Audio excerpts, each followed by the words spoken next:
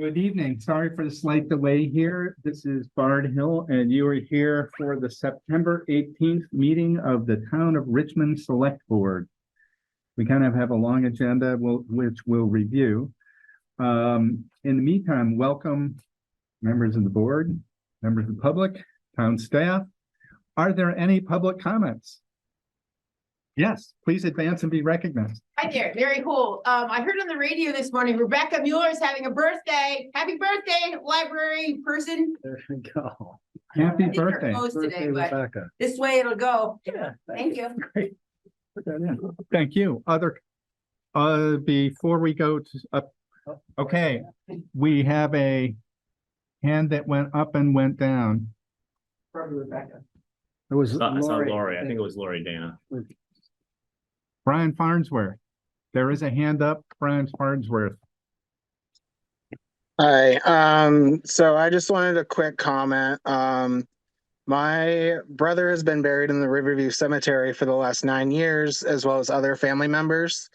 And recently, over the weekend, a lot of members have noticed things missing from the headstones, which obviously led to initial hurt, anger, and just being appalled that people would take things off from their loved ones' headstones. As well as just some basic destruction, which really affects people, hurts, especially when it's a loved one as close as some of these individuals are. I just want to say that I feel like after reading the Front Porch Forum, it was really handled in poor taste by members that decided to enforce these regulations as swift as they did. It could have been handled a lot better. Families could have been contacted if they believed that things were outside of their regulations and requirements that were changed. I also just feel like those individuals are at fault and these families are due an apology. It was absolutely unnecessary. Many of our headstones that were stolen from and items placed at the town center were within compliance. So I have a lot of grief with family members being destroyed. I also have a lot of anger that this was done. So I just want to address the town manager and all individuals of the cemetery commission and anybody else that this was a very uncalled for thing and it could have been handled a lot better within the community. And it doesn't take an ounce to just be compassionate towards these families. Thank you. Well, Brian, this is Bard. Thank you for your comments, and I apologize for how you must feel. So sharing the hurt you must feel, and apologize even though I was not involved. And we'll certainly pass those comments along to Linda and the Cemetery Commission. I will say I was not personally aware of it. I don't remember it coming up here. And so it's a cemetery commission sort of taking care of business, and we'll pass that on about maybe proactive communication about issues like that. Yeah, it was a few Saturdays ago that the Mow and Maintain and the Cemetery Commission, Josh and I met and kind of came up with that decision based on what they thought was best for they were getting some complaints about the mowing not getting close enough, and then there were things around there. So I hear what you're saying, Brian, too, of like maybe could have been handled in a different time frame. But yes, that will definitely be passed on. All right, Brian. Thanks, Brian. Brian, is your hand still up for another comment, or is that a legacy hand? Thank you. Any comments in the room? Kara. Carla Bounty, on a separate issue. It's going on almost a year when you started. You've been doing your townwide reappraisal. It took 2 years. I've been coming for the period of time requesting that all the data that was pre-reappraisal and post-reappraisal be made available.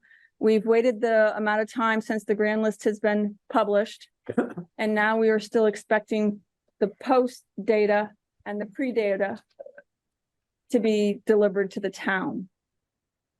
Are you aware? Do you remember this? And are we going to follow through on it? I do remember this coming up. I do not remember the timeline. It's not on tonight's agenda. It is not correct. That's why. So Duncan, members of the board, maybe put this as the first agenda item for the next meeting, follow up on the grand list values? Actually, it's the follow-up on the data that you're supposed to be receiving. Okay, That was the pre-reappraisal and the post-reappraisal, so the data can be compared. the two sets of data, which were, they're Correct. gonna line up any And- individual project. And when the listers were in telling you about the grand list and starting the appeal process and going through all the appeals and stuff like that, they said, just let's wait till the grand list has been launched. So it's been launched. Any other questions or comments about that? Thank you. Next agenda item? Thank you. All right. Any other public comments before we proceed? Seeing none, we're on to any additions, deletions, or modifications to the agenda. The first question is regarding item A. Is Stephanie Smith here? Hi, everyone. Yes, I'm here. I'm virtual. Excellent, thank you. So that's relevant to item A. And then one other item I have, I think item C is likely going to take more than 10 minutes. And Bard, Uh, this yeah. is Lori Dana. Yeah. We're going to table item E, the ARPA request from the library at this time. We're getting updated estimates from the contractors about some of those projects, so I'd like to have that information and come back to you with a more accurate description of what the money will be used for. All right, that sounds good to me. Any, so any sense of whether that makes sense at the first October meeting? Is that like clear on the or? Well, we asked Alex to do, I don't know if you remember, you approved the $1,000 for him to use the lift and assess the steeple and the roof. And he says he'll have that information by the end of September. So I don't know if the first meeting might be too soon, Okay, but I can communicate with Josh when I get that information and we can set a date. all right, thank you. So we'll table that and then just close the loop with Josh. So item Yep. E tonight is stricken. Yep. Thank you. And thank you. Any other additions, deletions, or modifications? I'm hearing no. I lost him, maybe. Is there a hand up? No, I'm just hearing somebody's not saying who it is. David, I see a note in the chat that we have no video from the meeting room. I think I turned that on. You're good to go. Okay. So we're on then to item A, review of FEMA buyout elevation and relocation options for private homeowners. There are people in this room who know more about this than I do. Who wants to lead this? Shall we defer to Stephanie to start? Yeah, I'm happy to get us started if that's helpful. But I think so. Yes, thank you. great. And Oh, tell- and we have some information up on the screen. Great. Sorry, was someone trying to say something before I jump in? A question from Duncan here. Yeah, I was just saying, if you want me to present something else, or if you have something to present, just tell me and I'll take this off.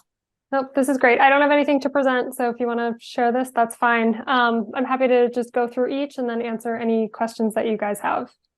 So I'll start with the property buyouts, and thank you guys for having me tonight. I guess I should introduce myself, but Stephanie Smith, I'm the State Hazard Mitigation Officer at Vermont Emergency Management.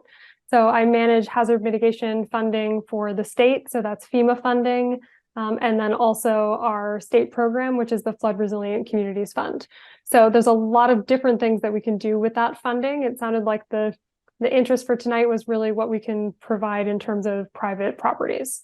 So I'll start with the property buyouts. So there's a link here to our funding page, which is that VEM.gov funding/mitigation page, where we have, I think that's where these bullets came from, but there's an intake form there where we've asked people who might be interested in doing property buyouts to give us a little bit of information so that we can then get back to them with what their next steps are. So the reason we we did that is because we have our FEMA funding and we have state funding, and we're trying to figure out, depending on a couple of things, which program might make the most sense.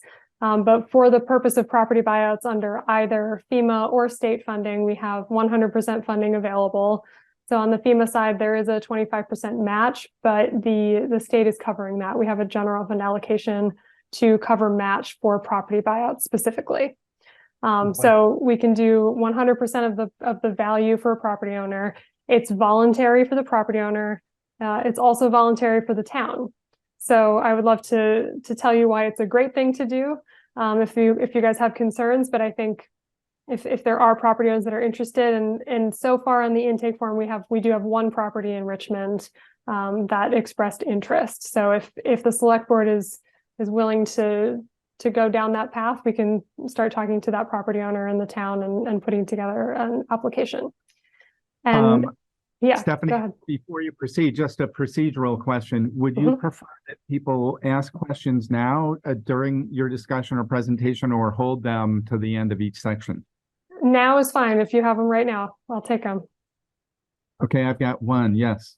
Jeff. One, this is Jeff Forward. Thank you for presenting information specific to Richmond. It's letting us know that there's one property in Richmond. I have to say that's really helpful to know. When we don't always get presentations from state representatives that recognize our town, and that's what we're responsible for. As far as the value of the property, we just went through a reappraisal and a townwide reappraisal, and property values went significantly.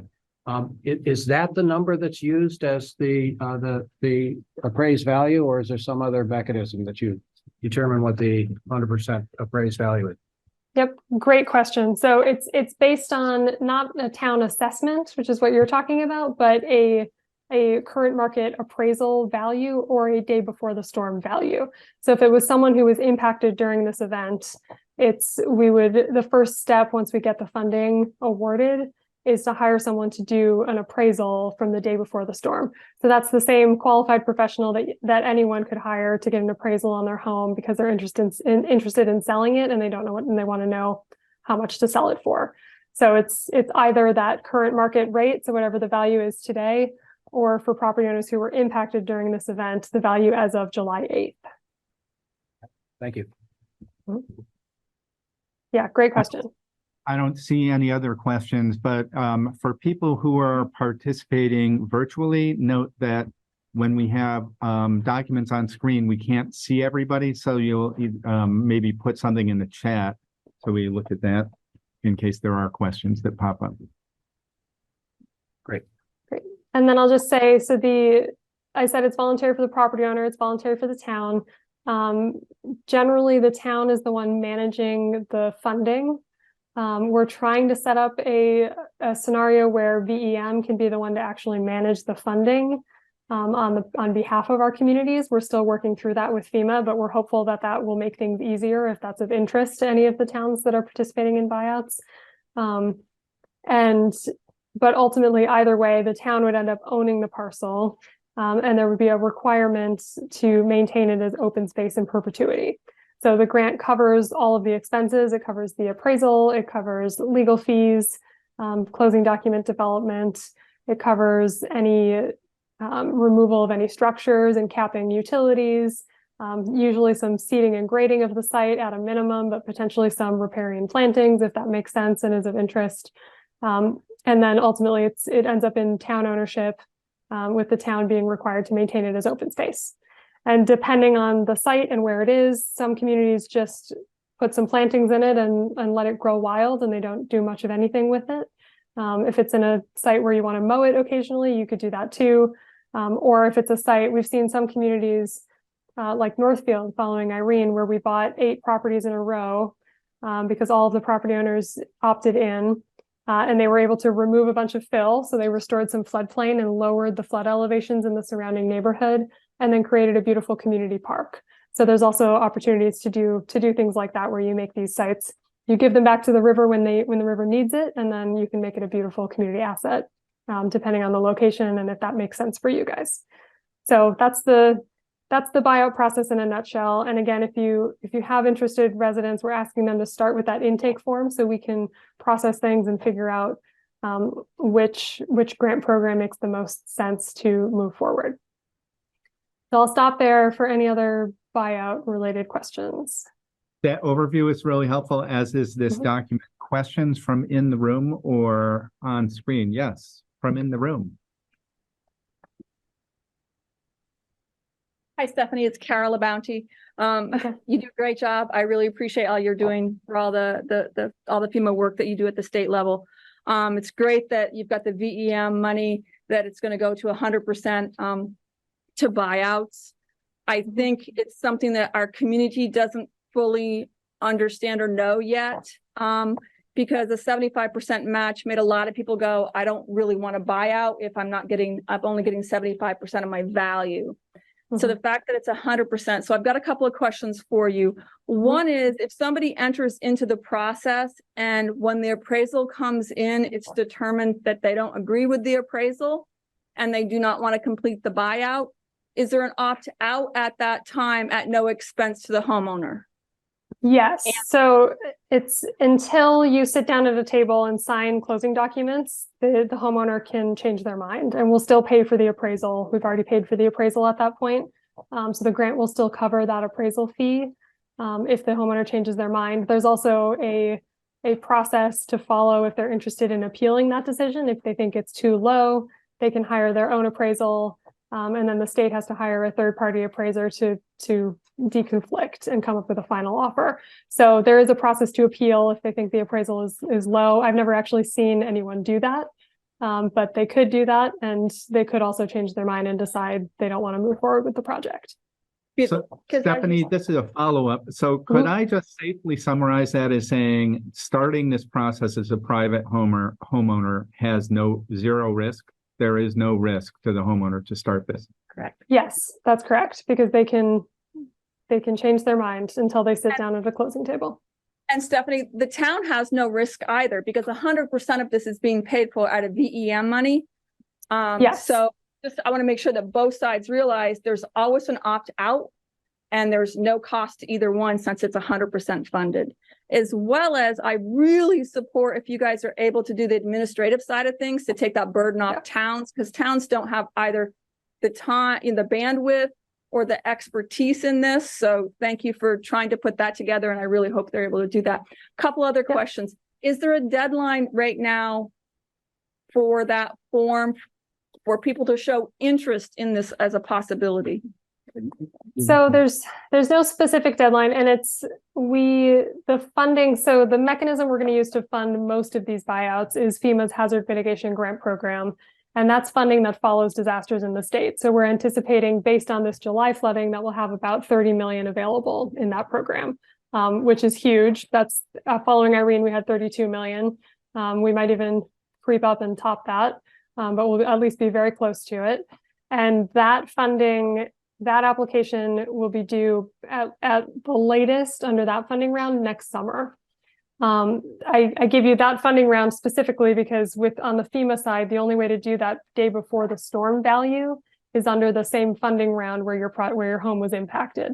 So if your home flooded during this July event and you want to do a day before the storm value for the appraisal, you need to have the full application in to FEMA by next summer.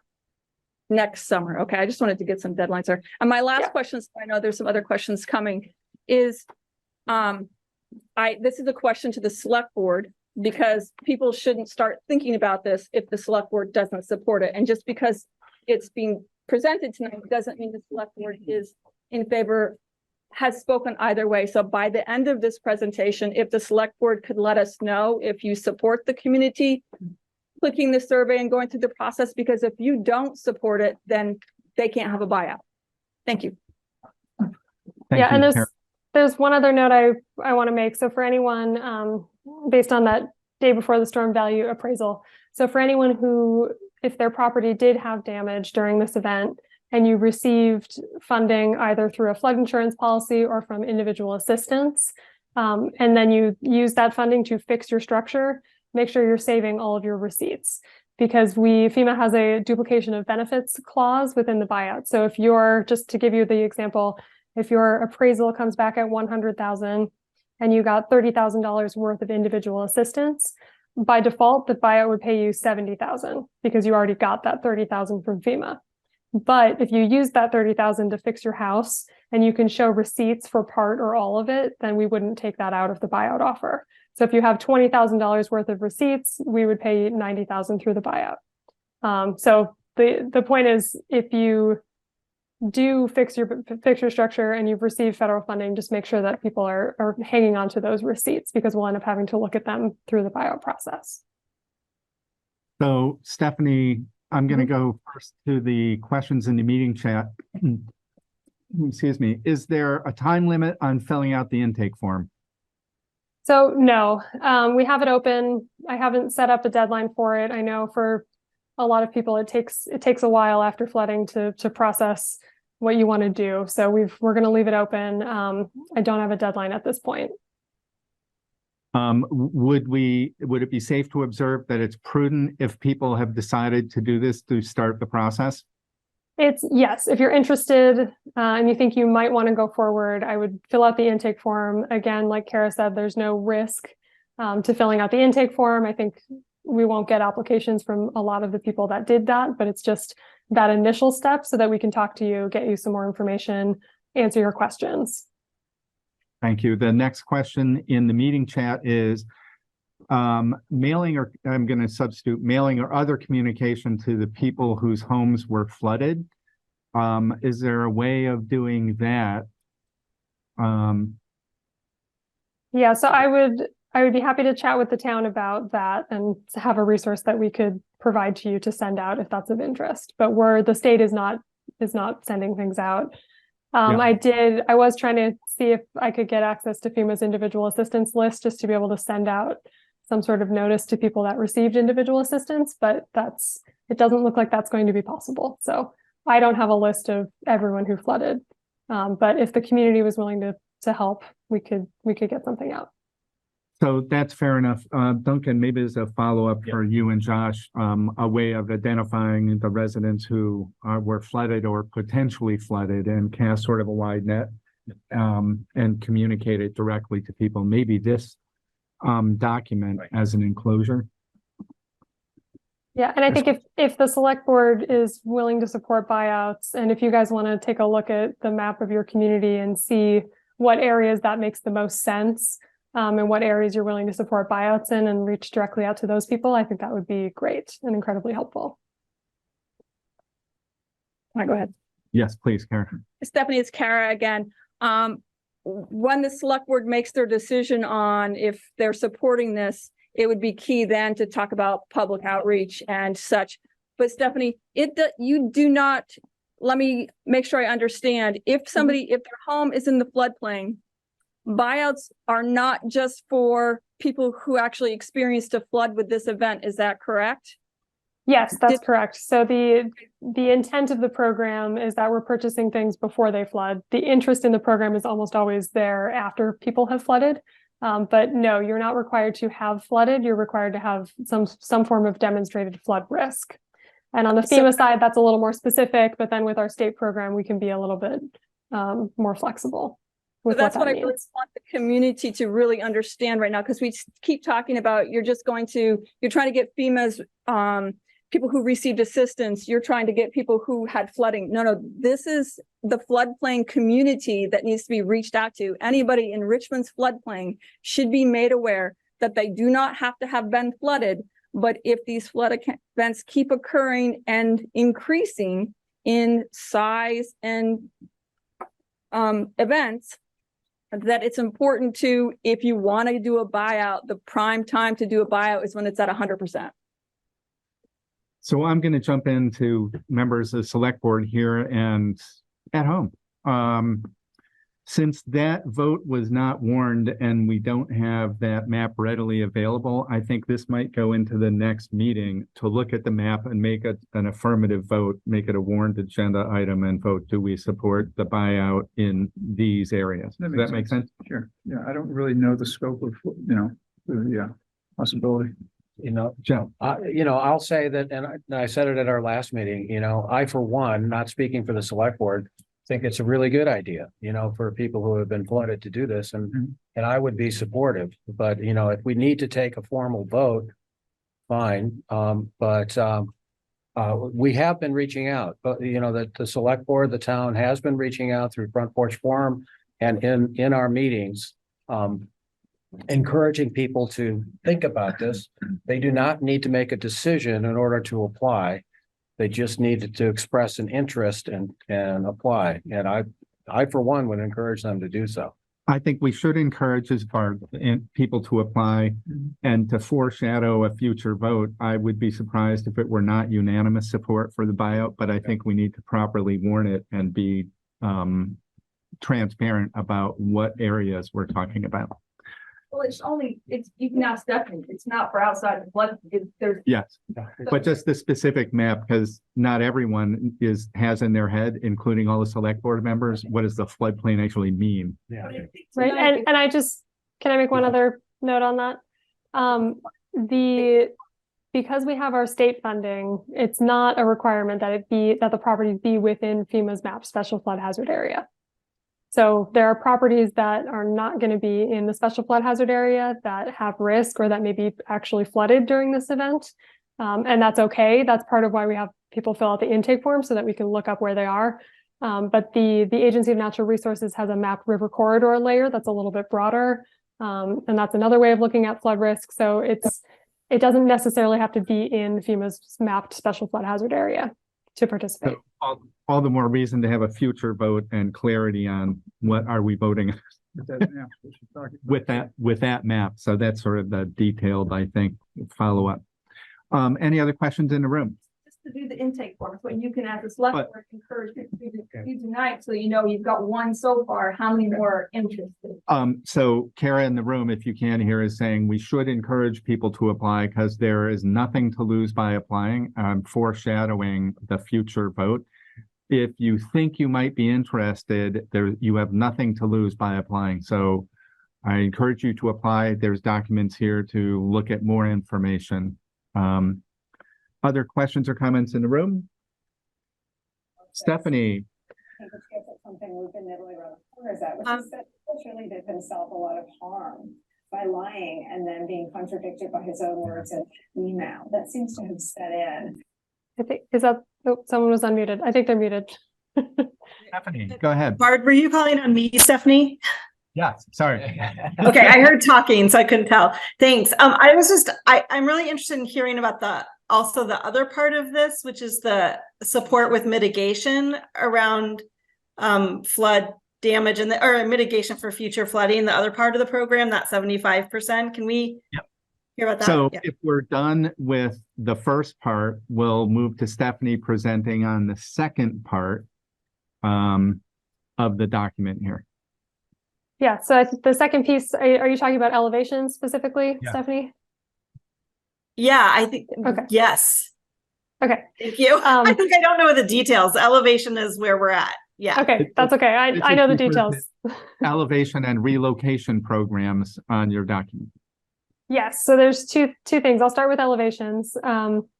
We did a few elevations following Tropical Storm Irene. Most of them were very tricky for various reasons. The biggest reason that they're tricky is that there's a bit of a gap between what FEMA wants to pay for, which is lifting your house up and setting it back down a little higher, and what a property owner thinks that FEMA should be paying for. So there's a bit of a gap there. So I'll warn you, FEMA doesn't want to pay for, they're just paying for lifting your house. They're not paying for anything else. And it's 75% funding. So it's 75% federal. There is a required 25% match. That's generally the homeowner is who's ends up being responsible for that. The easiest way with FEMA funding to do an elevation is for properties that are within the special flood hazard area, because that's FEMA's map layer where they've identified risk. And if the total project cost is below $205,000. So if those two things are met, then we don't have to do what's called a benefit cost analysis, which is how we show FEMA that a project is cost effective, which can be really tricky. So if we can avoid that benefit cost analysis, we don't have to do it if it's in the special flood hazard area and if the total project cost is below $205,000. If it's in a historic district, we had some experience with this following Irene. The federal funding requires that we follow the historic district requirements. So whether that's like continuing siding down the side of a building or whatever it is, which increases the cost very quickly. So I put that note out as a warning that if it is historic and there are requirements there, it could increase the cost. And what else is I gonna? Oh, and the elevation needs to be designed in a way that it meets or exceeds your local NFIP requirements. I apologize, I don't know what your requirements are, if it's like 1 foot above base flood elevation in Richmond, but whatever that policy, whatever your town policy is what you're required to build to. You're also required to then maintain flood insurance on the property in perpetuity. So we have to update the deed, you have to have flood insurance. Your flood insurance should be cheaper because your first floor is above base flood elevation, but you are required to have it in perpetuity. And in order to apply, we would need some at least initial engineered designs of showing what your plan is, how high you need to go, and showing that it meets the local NFIP requirements, which might mean that you need an elevation certificate to be a part of the application as well, which will tell you how high you would need to go. That was a lot, so I'll stop there. I see some hands at least. Yes, anybody in the room? Tyler. Yeah, so Richmond, it's 1 foot above the BFE. Okay, Thank you. Are there other questions virtually? Yes, I think Kyle Hartsfield has a question. He just can't raise his hand. I think we have a question about raising the house. While Kyle unmutes though, I guess we're a little confused. So one of my questions, Kyle asked more specifically about raising the house, but do you know, Stephanie, if are there people who can raise houses still? We've heard rumors that there isn't anyone left in Vermont who can raise the house anymore, like contractors that can do it. And can they do it, what's the time frame? That may be too specific, but it also, the select board has to vote to be willing, because the funding has to all go through the select board, right? Yes, so the same way the buyout program does, the funding, in this case, the funding has to be managed by the town. So in the buyouts, where the state's trying to figure out how we can take it on just for buyouts, but for elevations, it would have to be managed by the town. Okay. So this is Bart Duncan. So a two-parter next time, obviously, about elevation relocation programs and property buyouts and associated areas. Yeah, and the other caveat I want to note is that depending on the flood risk where you live, so if it really is an inundation flooding risk that the water comes up and then goes back down, that's where an elevation makes sense. Some of the flooding that we've seen, and a lot of the flooding that we see in Vermont, is erosion flooding, which is water that's moving really fast down a river and cutting around corners. And in that scenario, elevations don't make as much sense. So I would encourage the town to speak with your regional floodplain engineer, which is Chris Brunel, about helping you sort out where elevations might make sense in town and where they don't make as much sense. Okay. I think in Richmond, it is mostly inundation flooding, but yeah. One last question. So you said you pay to help pay for raising the house, but not to the repair of the foundation? Yes. So FEMA separates out very cleanly in their world. It's two completely distinct things, which is repairing your structure and mitigating it, which is through an elevation. So the repair would need to happen in advance of an elevation. The home needs to be structurally sound enough to lift. Okay, thank you. Yeah. And again, I know it's not it's a tricky business trying to do an elevation with FEMA. So I don't want to, I know I'm making it sound dire, but. Stephanie Smith, this is Bart. I have a question that's follow-up. So when you describe that, not only clearly the house has to be stable enough to raise, if you can find a contractor to raise it, as Stephanie Hartsfield observes. But do you replace the foundation, or do you build extension on the existing foundation, or it depends? It's going to depend, and that's why FEMA going into the application is going to want to see what your plan is through some sort of engineered design that shows what elevating looks like based on your structure. So a comparable question to elevation and relocation, is there nothing to lose by starting an application for elevation and relocation compared to the buyout? Yeah, so the buyout application, we can take on most of the work of putting that together for you. The elevation, you're going to need those engineered designs before you can apply. So, and then that might mean you need an elevation certificate as well. So if you are interested, I would talk to an engineer about what you would need to do and get a better sense of the plan first before starting to fill out an application. So just to be specific, Stephanie Smith, this is okay. That then requires some at least modest investment of the private property homeowner before they know if they're eligible. That's just a difference, right? Yes. Yep, it does. Other questions from the board? Stephanie Smith, this is Lisa Miller. How long does this process take, do you think, when somebody decides to join in? What are they looking at? A year, a month, somewhere in between? Yeah, And so probably somewhere in between. Sorry, go ahead. How long would people have to be out of their home? I assume when it's being raised, you don't really want to be in it, but any timeline that you've seen?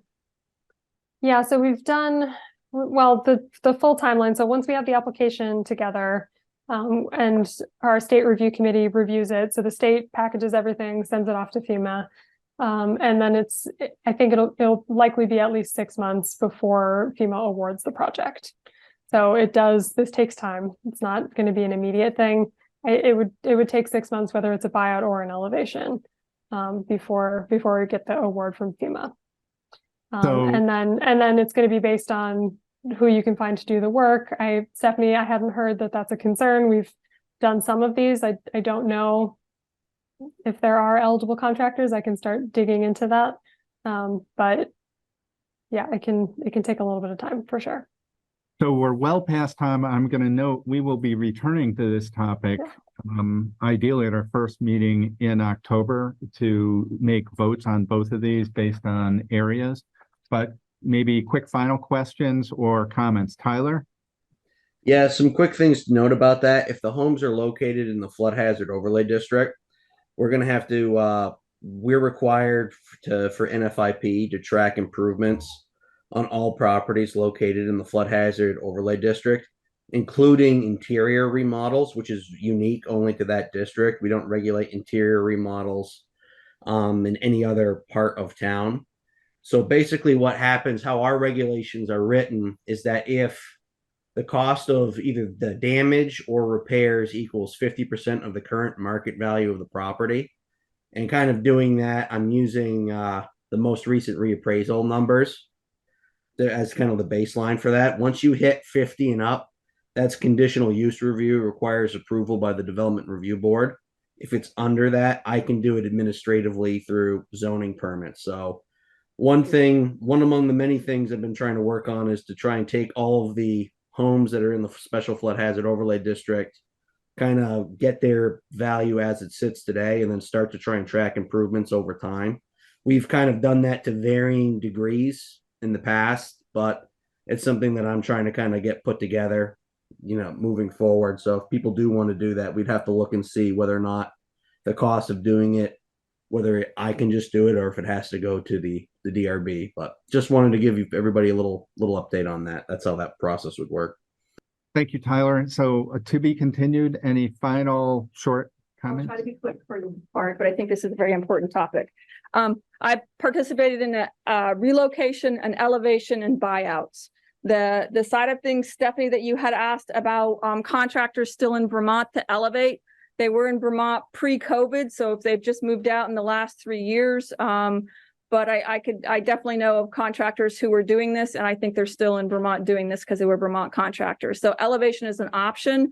Stephanie, I know, I'm just curious why Vermont Emergency Management isn't helping with the other 25% if people are looking to elevate. What happens that Tyler was talking about with the 50% calculation was to trigger forcing people to do flood mitigation changes to their structure. So like water would flow through the structure rather than take the structure off its foundation. So that's why that 50% mark, if you're going to spend up to $200,000 to raise your house, that 50% measure, you're already triggering that you're having to mitigate by actually mitigating. So that tracking of how much money you're spending is not a big issue when you're going to elevate the house. You're doing the mitigation work. So that was the purpose of tracking 50%.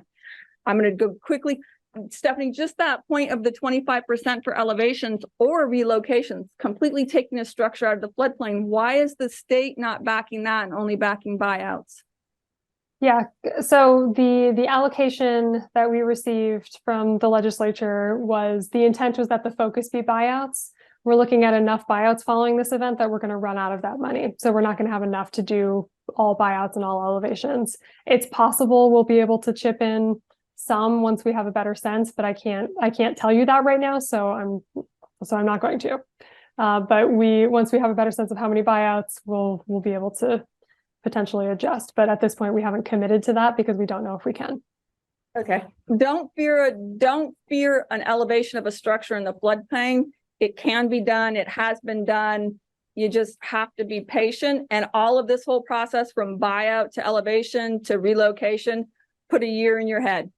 Put a year minimum in your head. But in the end, it's a payoff if it's something you really want to do. Thank you very much. Stephanie Smith, thank you for coming this evening. A lot of stuff to do. Thanks for using some of your evening hours to join us tonight. Yep, absolutely. Thanks. If you have other questions, feel free to reach back out. Awesome. Thanks so much. All right, we're on to item B, and I apologize some of the timing thing, but this one should be fast. Consideration of approving a coin drop to support the fire department to be held on Saturday, October 7th. I think this is straightforward. Anybody ready to? I'm looking for that. Question. Yes. I think our finance director had raised a question about how to account for the money, or there is no real method for doing that. That'll need to be determined somewhere during the process of coin dropping. Why don't we make the motion and continue a conversation? I move to allow the fire department to hold a coin drop on Saturday, October 7th from 9 to 2 at the traffic signal at the intersection of Bridge Street and Route 2. Is there a second to that motion? I'll second. Thank you. Moved by Jeff and seconded by Lisa. So back to the question. This is not their first rodeo, right? No, that's correct. I think they're allowed 2 a year. But there were things in the past that didn't quite get done the way they should, So with the parade and fireworks committee, having a town staff member while you're collecting money is one of the things that kind of comes through on the audit. I don't know how the fire department fits into that as official employees, but they would like someone from the town overseeing and documenting everything that's going on. Right. Okay. Okay. So shall we amend the motion, or could we make an observation that that's an expectation that I there think will an be? observation's fine. Okay. The town employee would do what? So once again, it's a little bit trickier with the fireworks and parade committee. We're collecting money on the street. Where does that money go? Who's documenting it's being done all well? We all know best intentions are there. We're not accusing anyone, but when auditors look at that, they're like, that's not how you Those do are the it. questions they So, raised. right. So how would you oversee the collection of that money? Would a town employee need to be present when it was counted? Technically, yes. So like I met the fireworks and parade committee over at Zachary's, which once again probably shouldn't have been the place because they had a nice coin counter and stuff. And it's just one of our improvements that as we're, getting into this coin drop business and getting more financially responsible, that has come up. So yes, it's a staffing issue, it is what it is. So how do you have that? So if you're willing to continue to do that, I did say that. I would amend the motion to have a town employee present when the money was counted. I'll accept. Okay, motion as amended and seconded. Any further discussion or comments? If not, please state your name and your vote, starting with David. All right, this is David voting aye. Lisa, aye. Jeff, I. Bard, aye. Motion is unanimous. Thank you for that. Good to go on October 7th. So if traffic is slow again on October 7th, you'll know why. Moving on to item C, follow up on the Esplanade Swale. Before people joined us, I suggested this was going to take more than 10 minutes. I think we should give it maybe 15 to 20. And I think there are residents of the area here tonight. Does anybody want to step forward and join us at the table?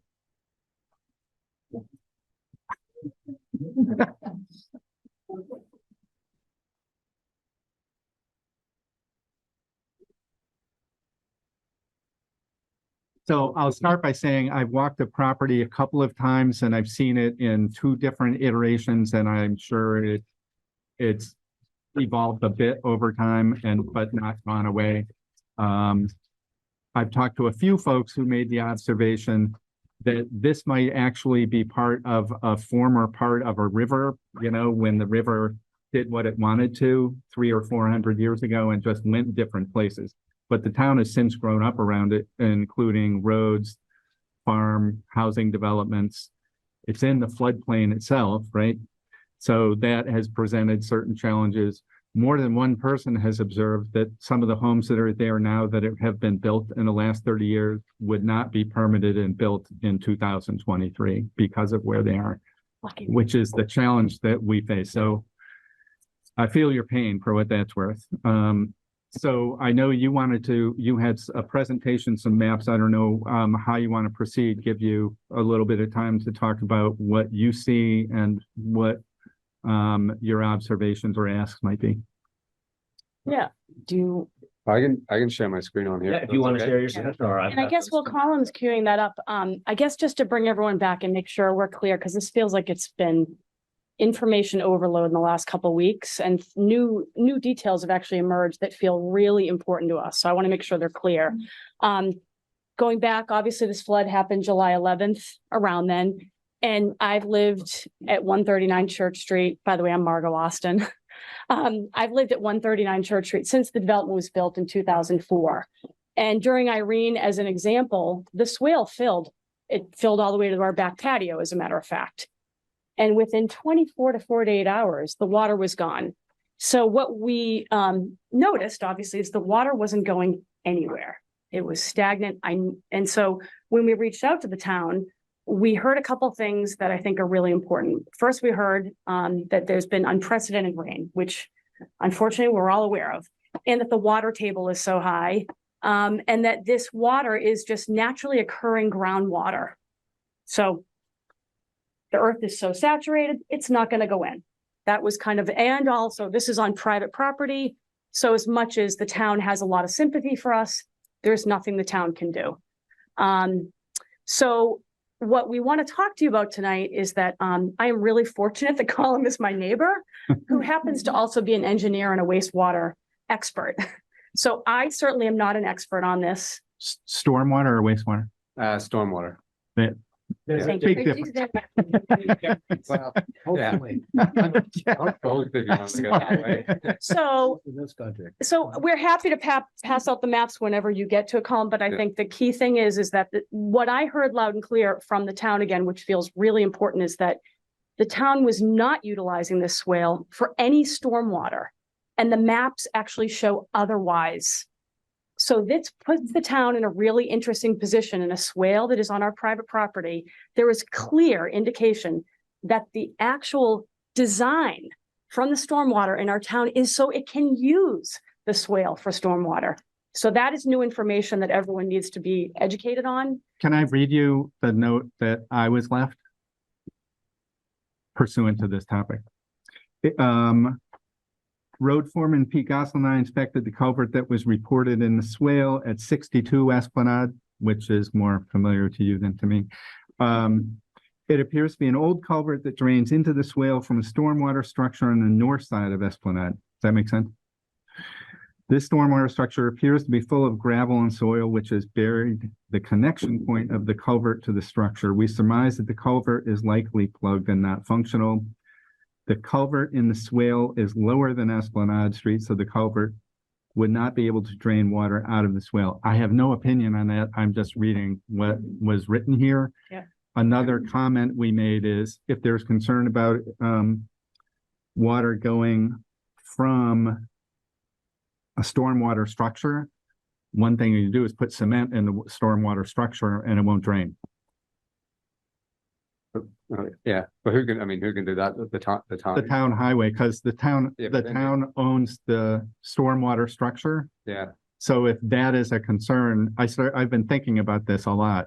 What could the town do to mitigate this? I have no idea if that is contributing to the problem, but if there's a supposition that it is, it strikes me that it could be embedded in concrete and nothing gets through, right?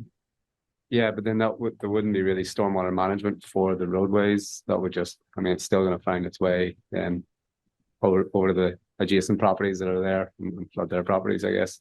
Yeah, so the other thing we're told, and I'm just telling you what I've been told by attorneys and engineers, that when the water flows downhill, that the uphill properties are not responsible for diverting it from the downhill property. You are if you're developing though. If it's a development, you'd be responsible to manage your. If it were a new development as part of a stormwater permit, And so yes. that would have been the case, I guess, with both Church Street and Esplanade when they were constructed and had stormwater systems. So what I can see looking at this is that the swale is used as part of the town's stormwater system as a conveyance method, but it doesn't convey anywhere. So you can see that this is, I guess, the green line that shows here, the two red lines that come across. Enter the swale from Church Street. So this is a swale that runs all the way down adjacent to Church Street, picking up all the runoff from all the properties. And to be honest, I've seen these two stormwater ponds. These overflow on a regular basis. Almost anytime it rains, these don't really capture much else. All of that finds its way across into the swale. So into the can I culvert. pause there? Yeah. Whose stormwater ponds are those? I'm not sure. I don't know. Well, because it's an important question, because what I've been told is they are not the town's. Okay, yeah, that's fine. But Like they're on the hardware store. That I've been told those are private stormwater management structures, not the town's. Okay. And it's where it becomes relevant, because what does the town own or not? Bard, that is correct. Those are owned, I believe, those are Dan's. They're owned, they're part of a subdivision kind of way back when they were doing some work on the hardware store on the where the Richmond market is and the building next to it. Those ponds were actually referenced in a plan set. I'm forgetting exactly when it was, but I went over, somebody was curious about this a couple weeks ago, and I recall looking at it that the town does not own those. Those are owned by those are private. So that's just one element of what I know what you want to talk about. Okay. There's two, the red line here, and then the one that's highlighted the one with blue. These are two underground lines. So this picks up the swale. There's another catch basin here that picks up from the road, and also all runoffs coming across from Borden Street, and that empties across, comes underneath the road and discharges into the swale. Same with the one that comes down further Church Street, and that's picking up all the runoff from Church Street, and I guess just from private properties that gets collected in a catch basin, comes across and discharges towards the swale. And maybe I didn't really catch the culvert here that I saw just the other night. That does look like it's blocked, but the intent was that to drain the swale, or was that to drain towards the swale? Because there obviously is a pipe that runs down into the swale, but it looks like it is somewhat buried and maybe fully silted.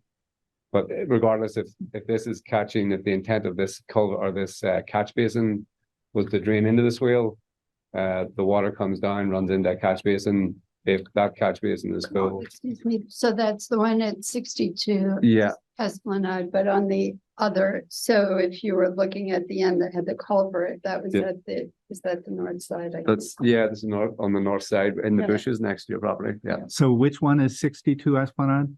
Right here. Is this your house? Yeah. Yeah, 62. Yeah. So could you point again to the one that's yeah, a catch basin and swale? it's just this little pink structure down below here. So that's the one that's described in this note as being filled in and not functional. Yeah. But I don't know if the catch basin, I didn't know, I didn't even know that was The catch. catch basin's open. They've cleaned it actually a couple of years ago. We've seen the town in there trying to clean it. There is the old culvert that goes through our yard that's been flooded the whole time. It does look like an old culvert. I don't know if it's ever been, may have been years that actually was used, but there is that sewer basin has been cleaned, and I've seen them cleaning it. The town's been in there. I'm only reading what I see Yeah, here. no, I'm just saying it, but it has been cleaned. It's not filled in with cement. So what I'm reading is it appears to be full of gravel and soil, which has bared the connection point of the culvert to the structure. Yeah. And what I'm offering is, if there's concern that's not true, arguably you can fill it with concrete and not leave any doubt, right? Yeah, I would still say though, if the road is graded to run to that catch basin, if that catch basin is filled, or if it fills with water, it's gonna naturally then flow to the swale. It's still the path the water's gonna take. It's gonna end up in there. Either if it was through that pipe.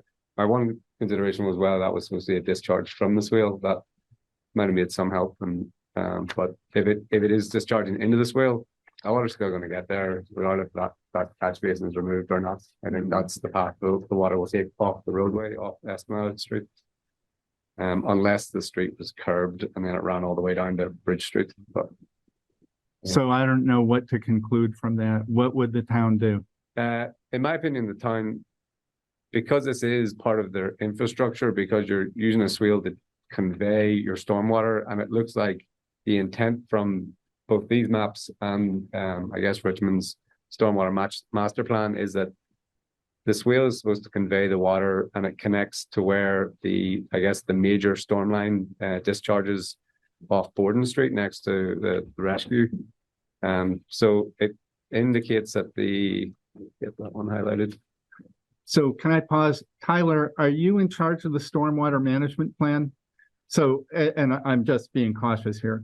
So you're declaring that the town is using this swale as part of a stormwater management plan. And that's my factual question, because I am not the subject matter expert on the town stormwater management plan.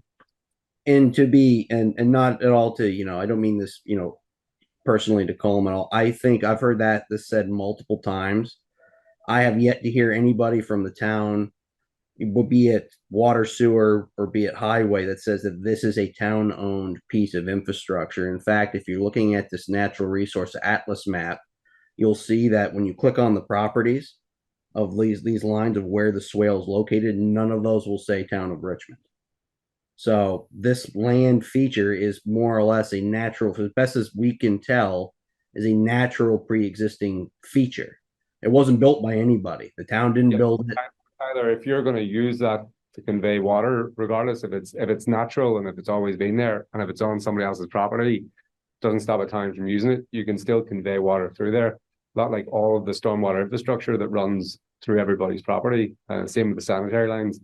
Still will convey it through people's property, but it forms part of your infrastructure. The conveyance is supposed to find its way to the river. That's clearly the intent of the stormwater master plan.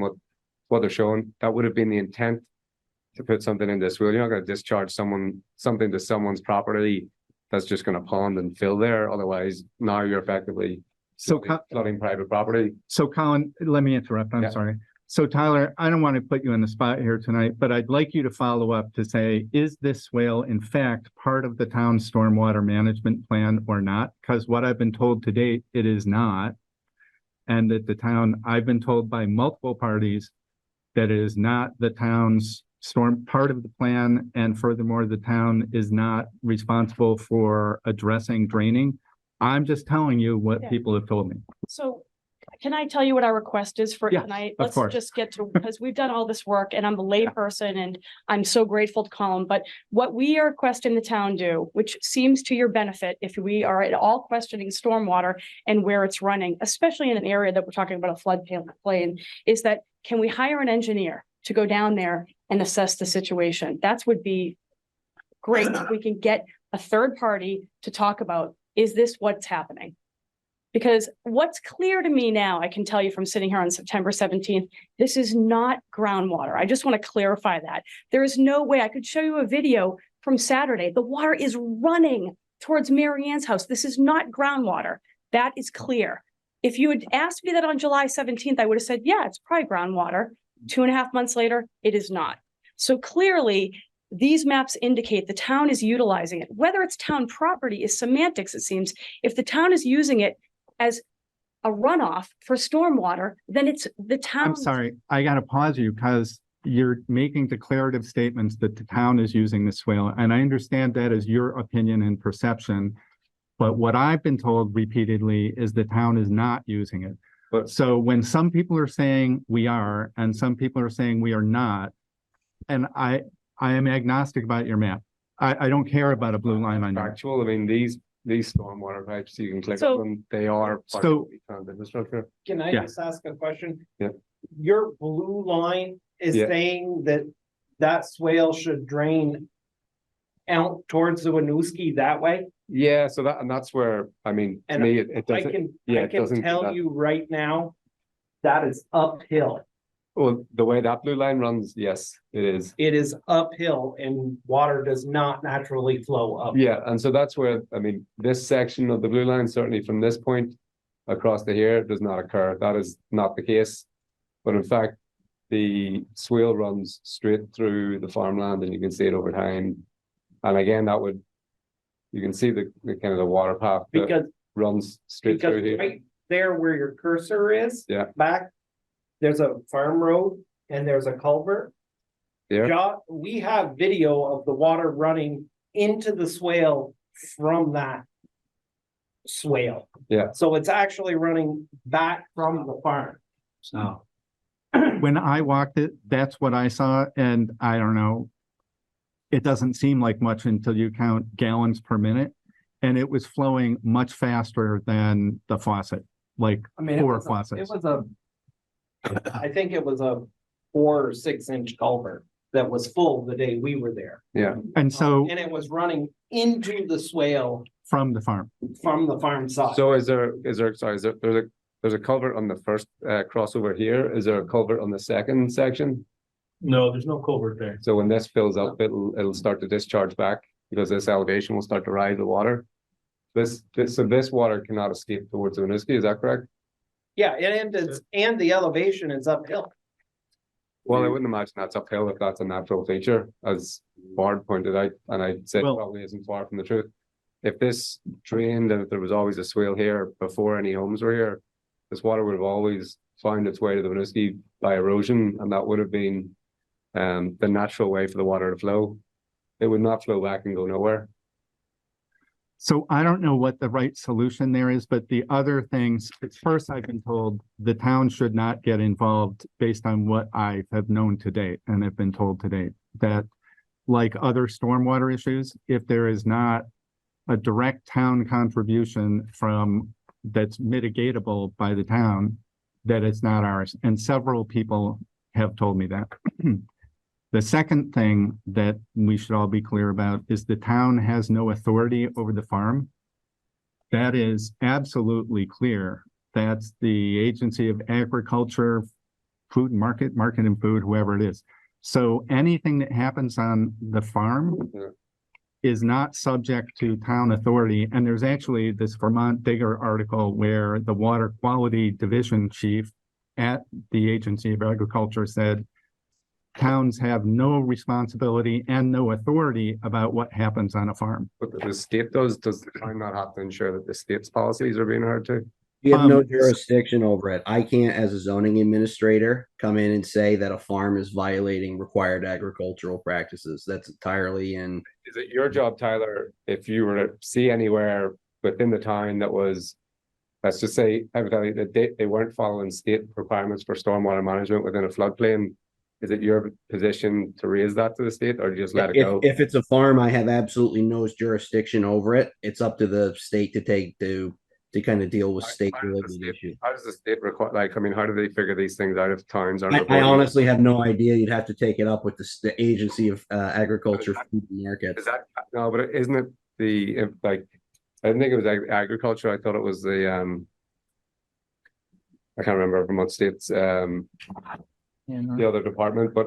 So what I can, go ahead, Colin. I'm sorry. I didn't mean to cut you off. I'm a little delayed. Sorry, it was my understanding that,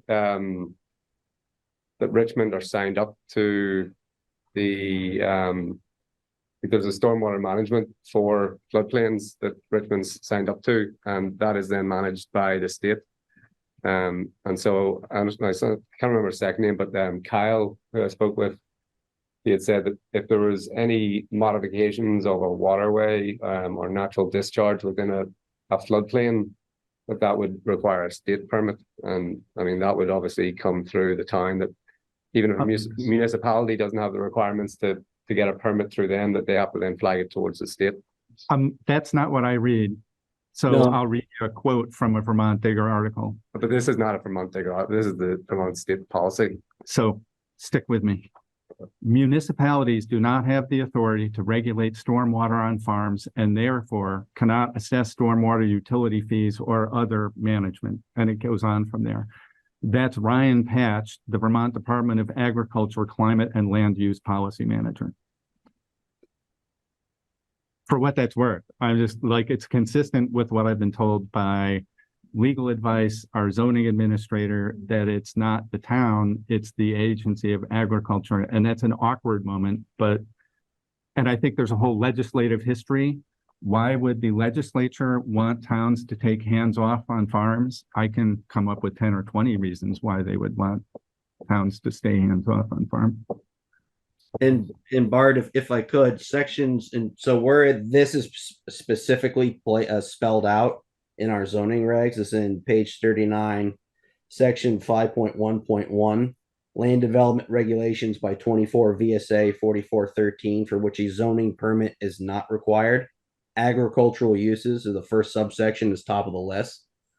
And that's also reiterated in our floodplain regulations, which is in section 6.8. Give me a minute. I am trying to get to the right section here.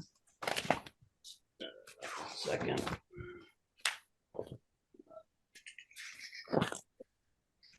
Condition.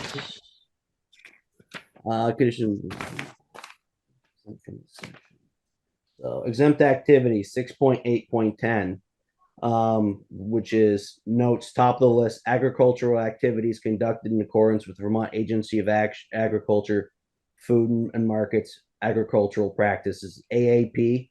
I believe that's now changed to be RAP. I'm not a farmer, so somebody could probably knows much more about that than I do.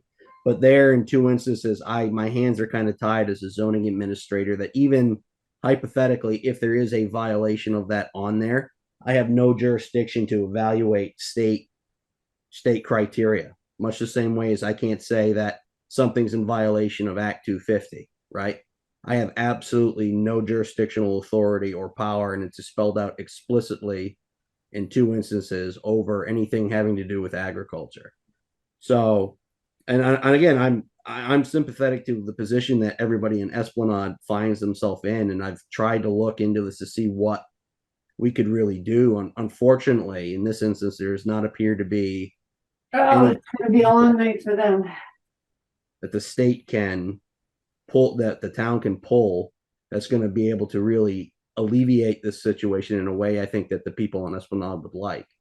Now, you can do drainage and other things that does require conditional use approval, but that would require everybody on Church Street who touches this swale, right, to themselves put together a plan, hire an engineer to do that work, and then they would come before the board to try and get approval for that. But that's not a town thing. That would be a group of private citizens who are put forward a proposal to do this, because we have no jurisdiction to compel people to do work on their own property, unless, especially in this particular regard, I don't have any lever that I can pull as a zoning administrator to do it. But so once again, I'm doing a bad job in terms of time management, and I'm going to take a couple of more comments, and then I'm going to move to sort of next steps. So questions from the board, Jeff?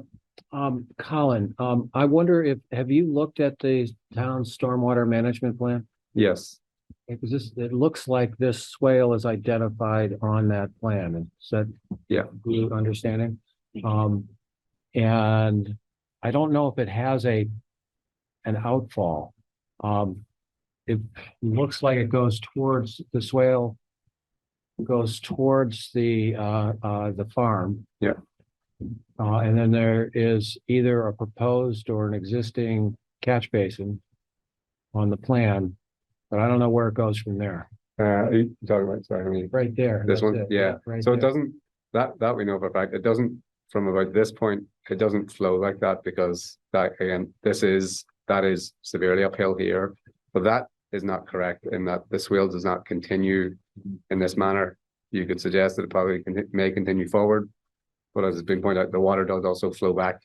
But again, there could be, but one of the hypotheticals is that there may have been somewhat change to the grades through the farmland, which has now prevented the water from exiting the swale.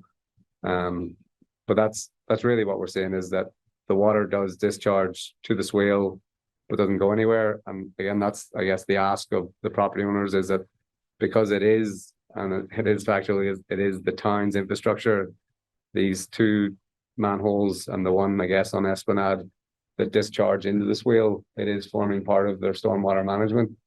And so the ask would be, if the town has an engineer, or to hire an engineer or surveyor to survey the swale and to give an opinion on how is the town's stormwater performing in draining to the swale, and what would be an option to rectify it. Okay. Cecilia, your hand's up. Hi there, hold on as I unmute things. And try to make this camera work. Hi, and so I want to thank Margot and Colin for bringing this issue to the board, and they're much more experienced. They have much more information than I do. I just live at 157 Church Street. So I now have lakefront property since July 11th, and that wasn't there before. So I wanted to highlight that from what Margot said. And we've had continuous water back there and all the mosquitoes and all the problems that go with that. But I also have a little 40-second video, if you want to see, of the sewer manhole cover, which belongs to the water department in that swale, that was also discharging raw sewage into our backyards during the storm events of July.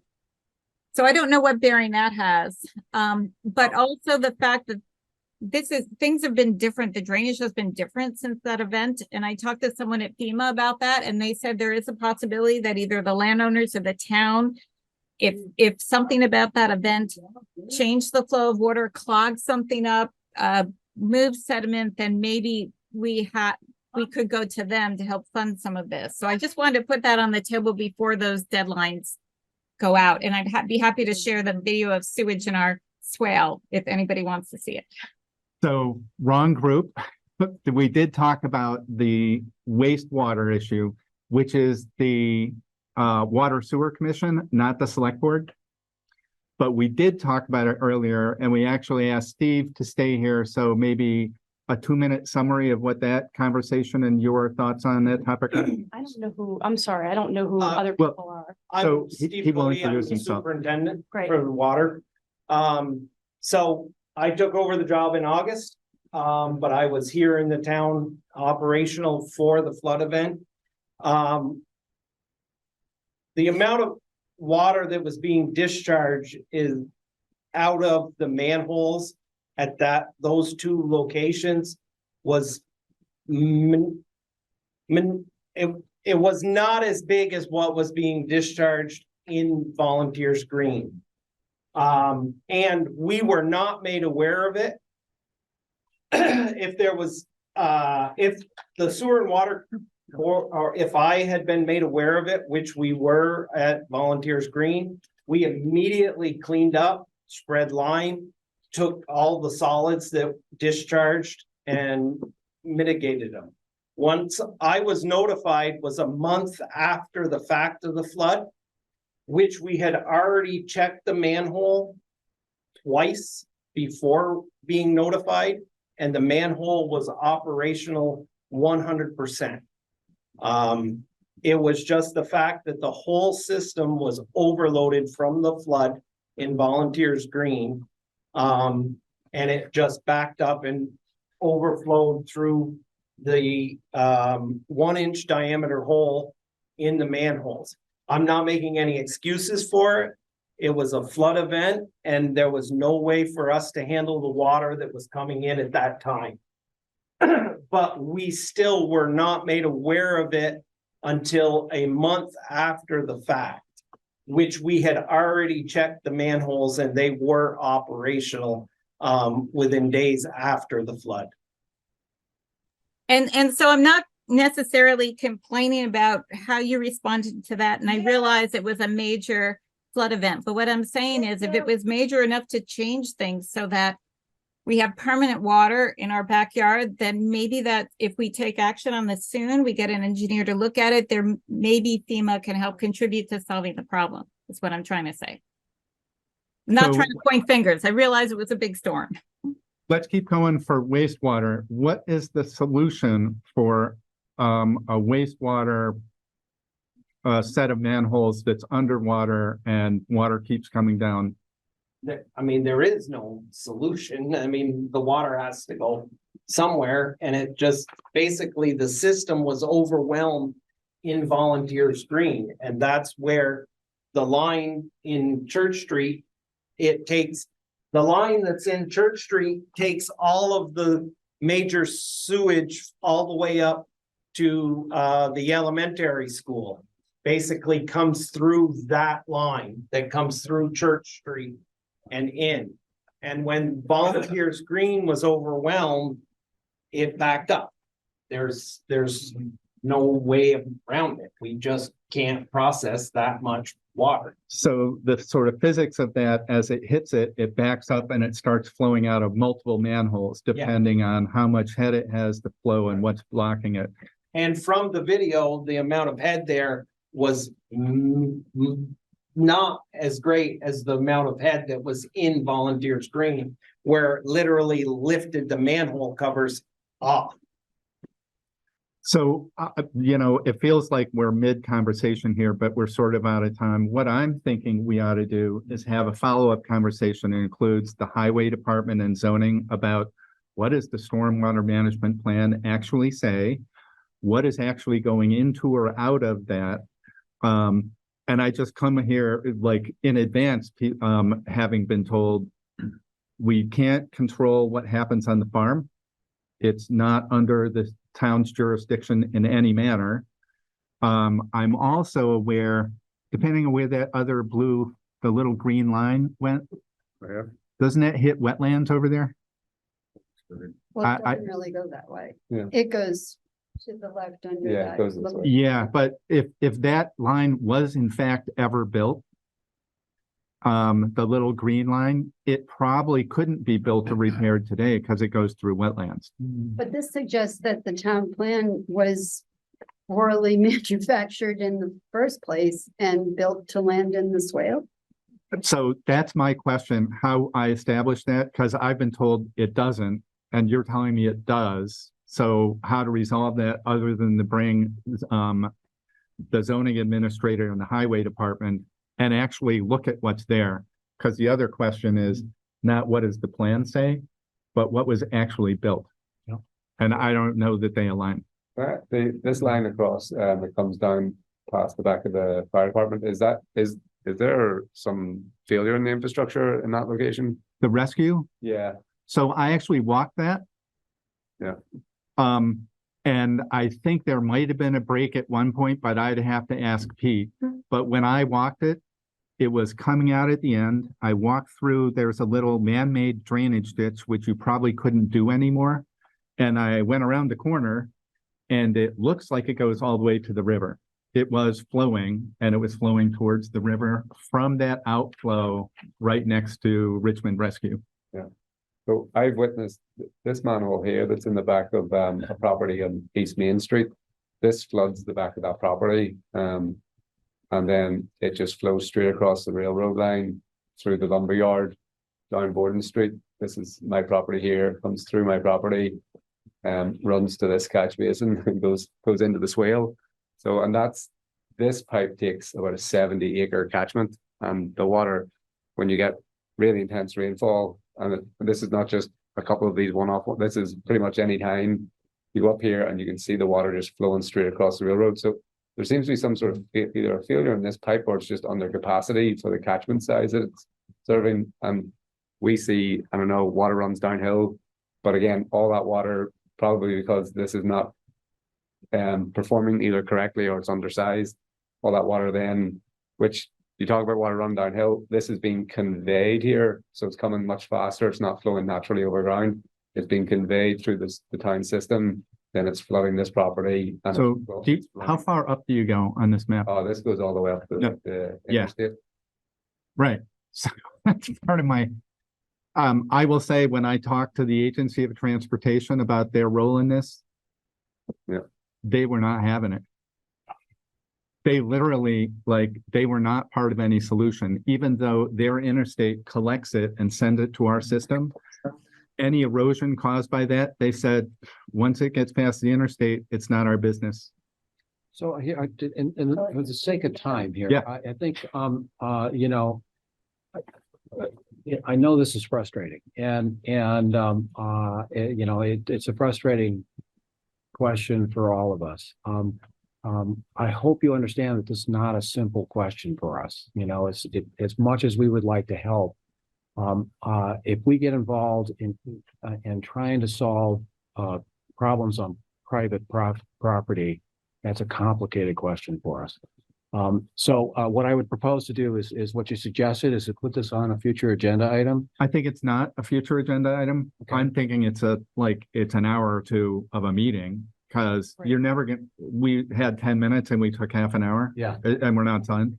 Yeah. So I think it's a separate meeting offline with not a quorum with the select board, but to bring zoning and highway.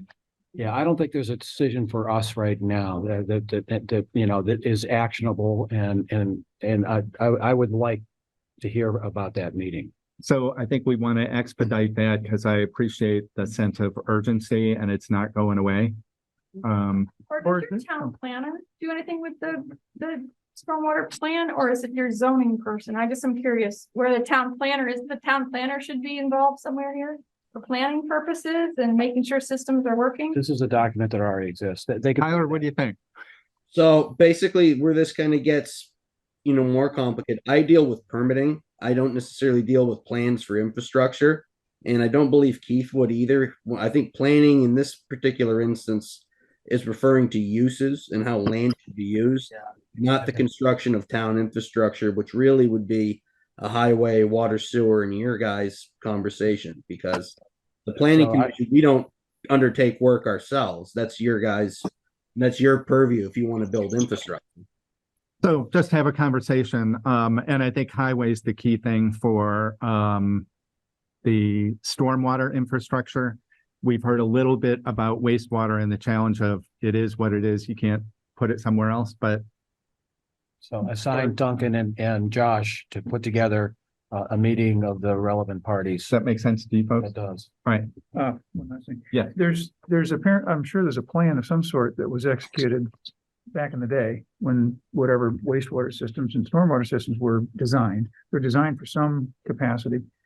You know, are they still meeting that? Are they able to do that? Are they in condition? There's a lot of facts that we can check that we don't have right now, so. I think we go from there. And bring the right people. Okay. So unless there's something pressing, I want to kick this into that meeting because we're not going to solve it tonight, obviously, but I understand the problem and the ask is to come up with a plan. A caveat being if the plan includes something associated with the farm, we can't make them do anything. And can I just add that we need to pay attention to FEMA deadlines in case they are able to help us with this plan, because as Margot pointed out, we didn't have this problem after the Irene flood, so something could have changed as a result of the flooding, so there is some time urgency. So, you know, my understanding of FEMA is that private individuals can make their request applications. I think they've extended the deadline into October, but it's coming up. And then for public assistance is a different thing. And this does not appear to be something that would be eligible for public assistance. So that's, you know, that's my understanding. So, you know, if private individuals want to, and there's no harm in asking, you know, I think it's 211 that you can find out? Have inquired. It's an infrastructure issue that's much larger than our property. So I bounced around to the various agencies with that's exempt. Yeah, and it's like one of those, you bounce around a lot, right? And Bart, I think the real crux of this argument is really who, like, does the fact that water, like, who owns the swale, right? What is that swale? I think is like, are we actually utilizing the swale, as Colin said, or is it just a simple natural feature that just happens to collect water that wasn't built by anybody, but it's just there and is really becoming more of an issue as, you know, as climates have changed? Because it is worth pointing out, if you were to try and build today from basically Borden Street, those houses there, Church Street, Esplanade, Volunteers Green, you could not build it today. None of it. Partly because you have an even adequate the town office, you probably couldn't build Out of it. Yes.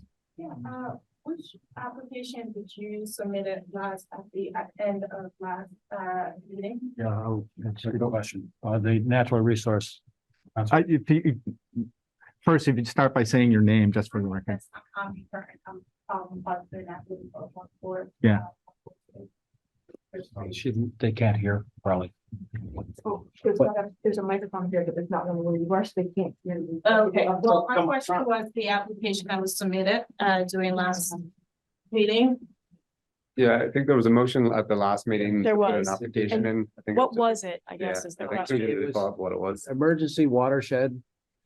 Was it an assessment? By the Natural Resource Conservation Service, I believe. Yeah. And we submitted 2 applications by that deadline. That's my understanding. Josh would know more, and Josh is not here tonight. So I believe we did do that. We asked him to do that at our last meeting. And that might be helpful. Who knows? You know, we would have to get accepted, and then I don't know what the process is after that. Okay. So that's probably an inadequate response. I know you're clear about what you'd like to have happen, but again, I'm being told from the other side, don't do this, and you're asking me to do this. So to resolve that, I think we needed different parties to come together and say, does the town do something? And if so, what? Based on some of the facts. So I guess I'm just curious about next steps and logistics. Who's going to organize this meeting and who's going to be present at this meeting? I'm going to ask Josh or Duncan to organize it and have Is the there a key. good contact for you guys? You know, who would be the point person for you guys? It can be. The key person for stormwater is Pete Gosselin, Okay. the highway Yep. department manager. Yep.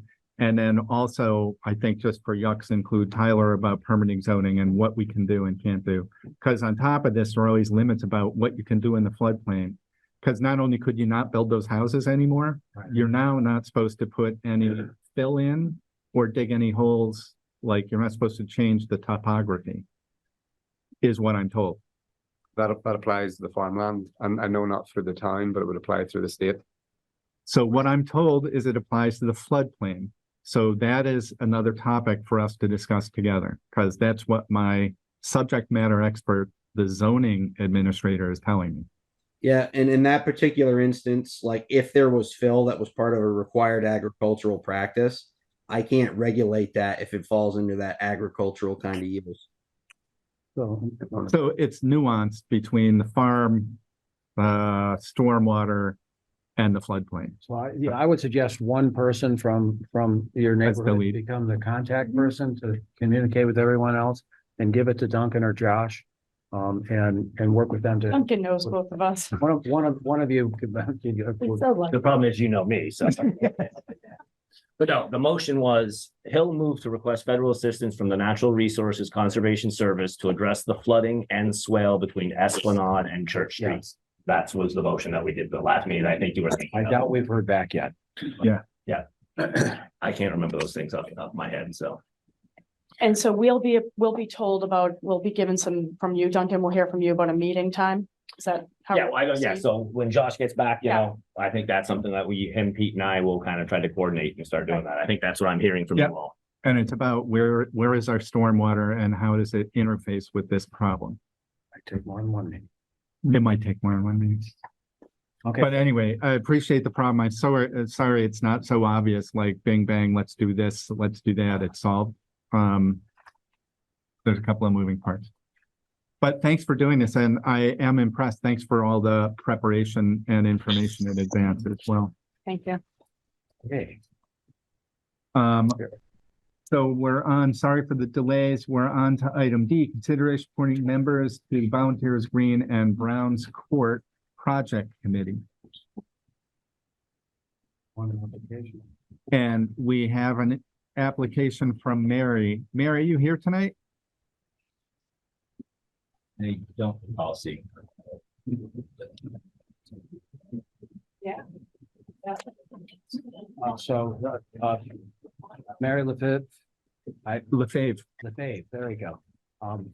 Has submitted an application. She seems qualified to me. So I'm going to move to appoint Mary Lefebvre to the Volunteers Green and Browns Court Project Committee.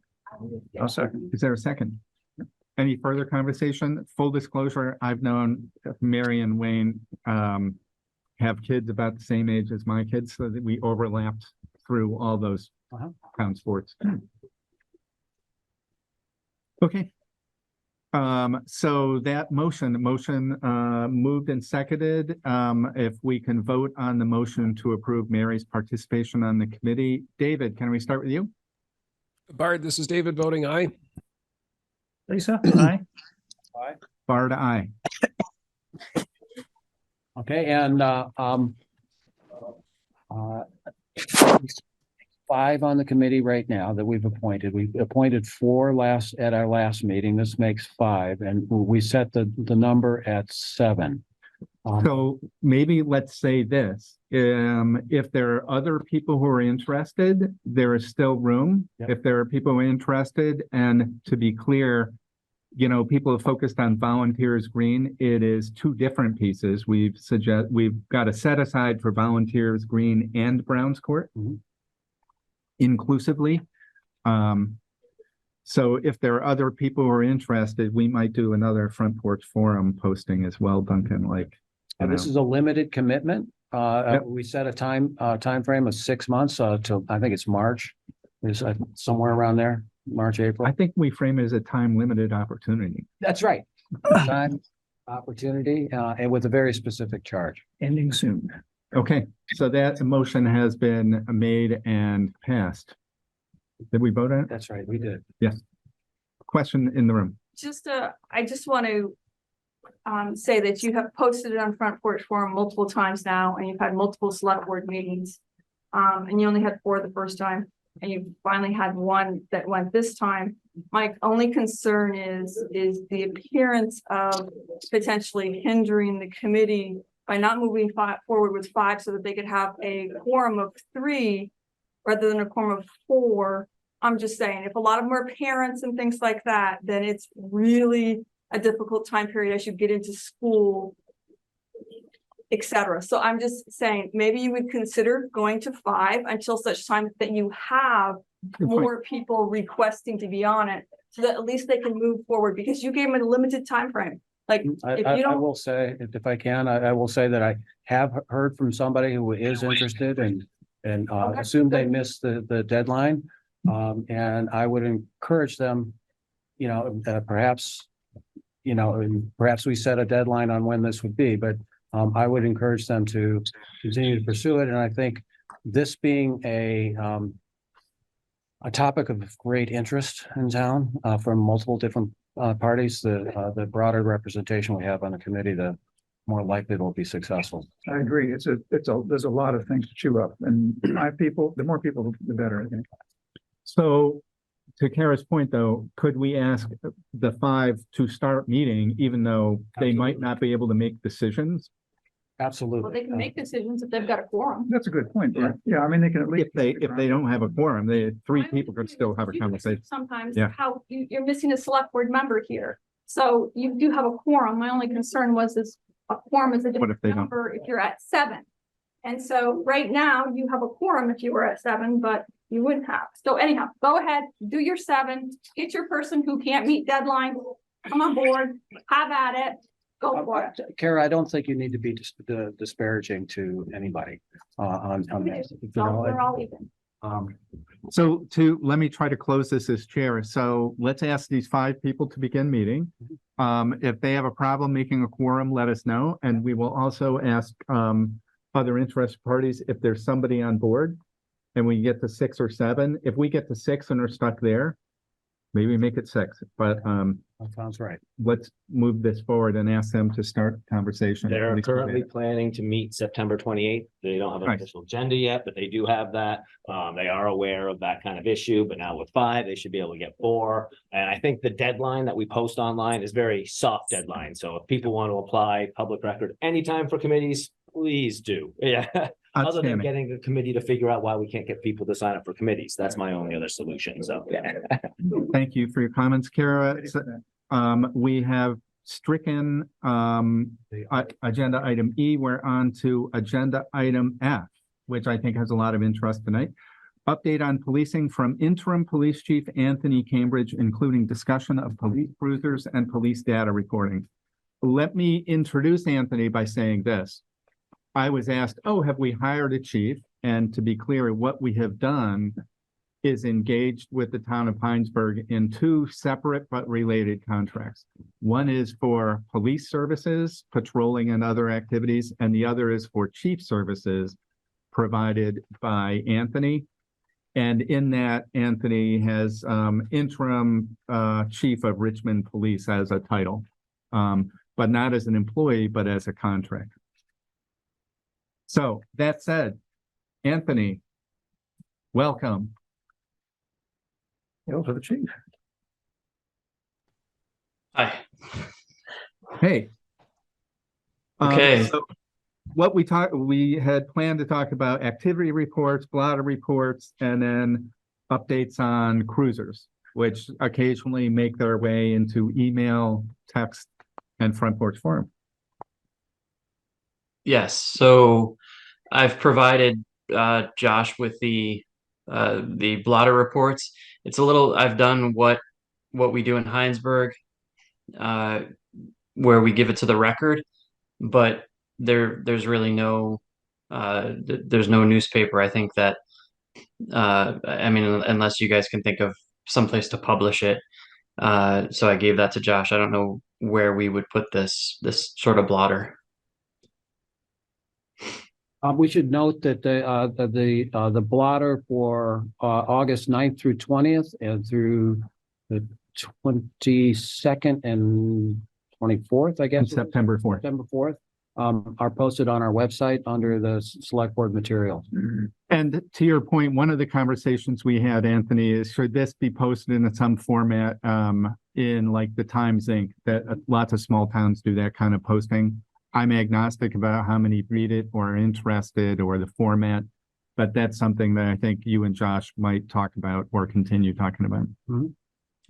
What's also important to remember, and I warned Heinsberg about this as well, we do leave out a lot of serious incidents that are under active investigations, including things that might reveal someone that, let's say there are only 2 houses on a road and somebody was having a mental health crisis. We might leave that out because we don't want to identify something like that and pinpoint, where somebody actually is. What seems obvious, can I make a comment? Please What do. seems obvious to me is that you're busy.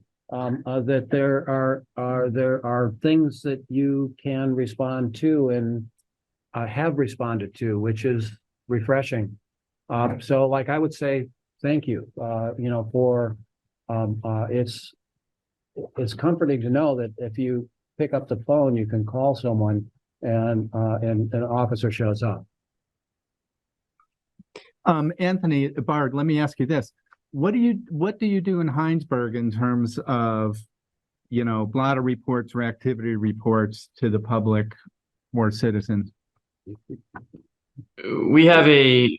We do this exact thing and the record pulls it from us. We basically give this written format to the record once a month. And then once a week, we get a phone call from the citizen. We give something similar via the phone, but they tend to add their own things to it. So sometimes each sentence will be a little longer because they kind of elaborate, or they might ask us additional questions on something.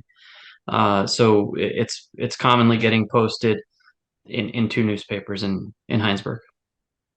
So we might mirror that with the Times Inc. Follow-up conversation, perhaps with you and Josh in that regard. Does that make sense? Yeah, I think that makes good sense. Or did they post it on their website? Yeah, it's Anthony, a question from Carol Labounty. Do you also post this on the Heinsberg website? I don't believe so. I think it's because it gets such exposure with the Citizen weekly. I think everybody pretty much gets it there. So that might be another thing to consider, though, to the degree that people look for this information on the town website. That's another possibility, is just post it on the Richmond town website and do it sequentially like we do some other documents. Like under police department. The police department has a website. We can post it on that. Thank and you. just for clarity, the record is the Heinsberg Record, which is the local paper in Heinsberg. Just right. Citizens is weekly, did he say?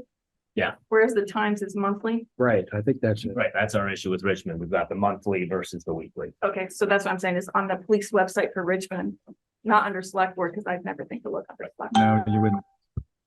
I wouldn't. Thank you, guys. Appreciate that. Any other comments on activity distribution? Have some samples, Jeff.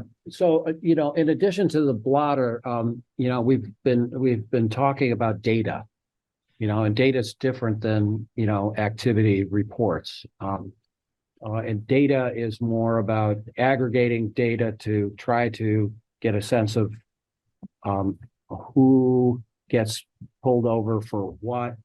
And I don't think we're quite there yet. We've got data on, like arrests and stops that might be of interest to some folks in town.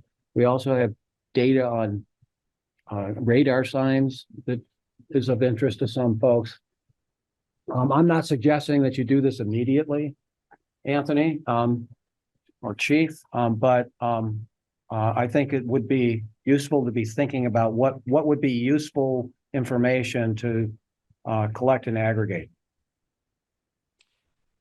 I mean, I can provide anything that's requested.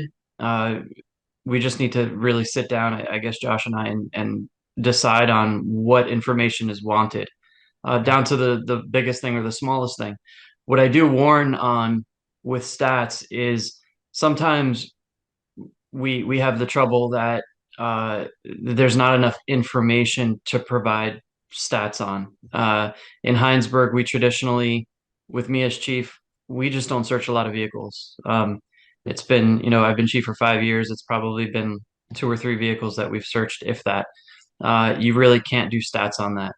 And it's the same thing with information on race data.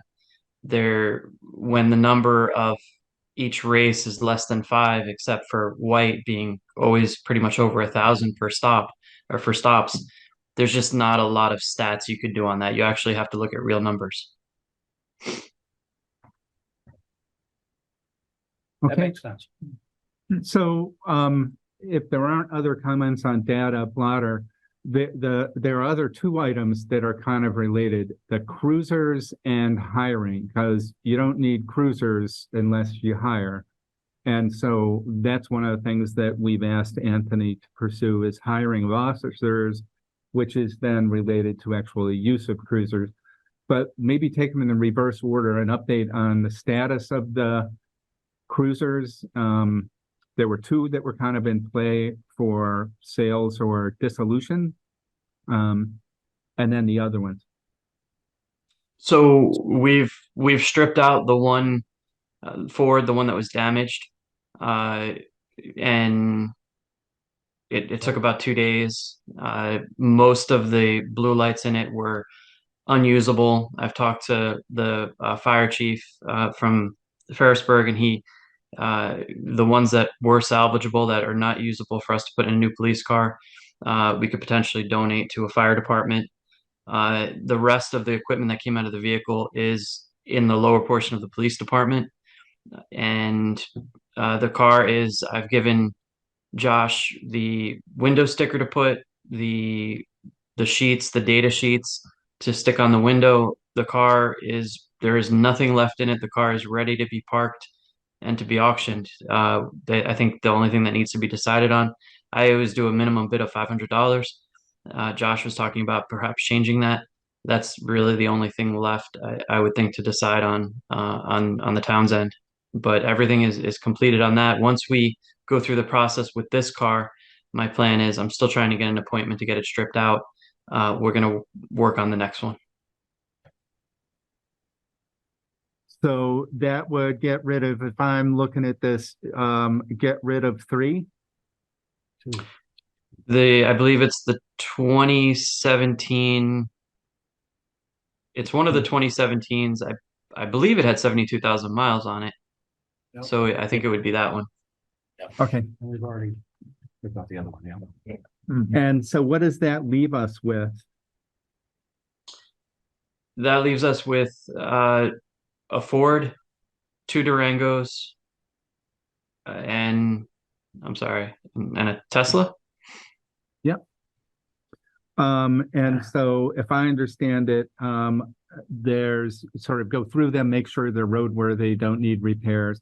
In the interim, Heinsberg officers would start driving them, which partly makes them useful, keeps them in better repair than sitting, but also gives them activity while we pursue hiring, right?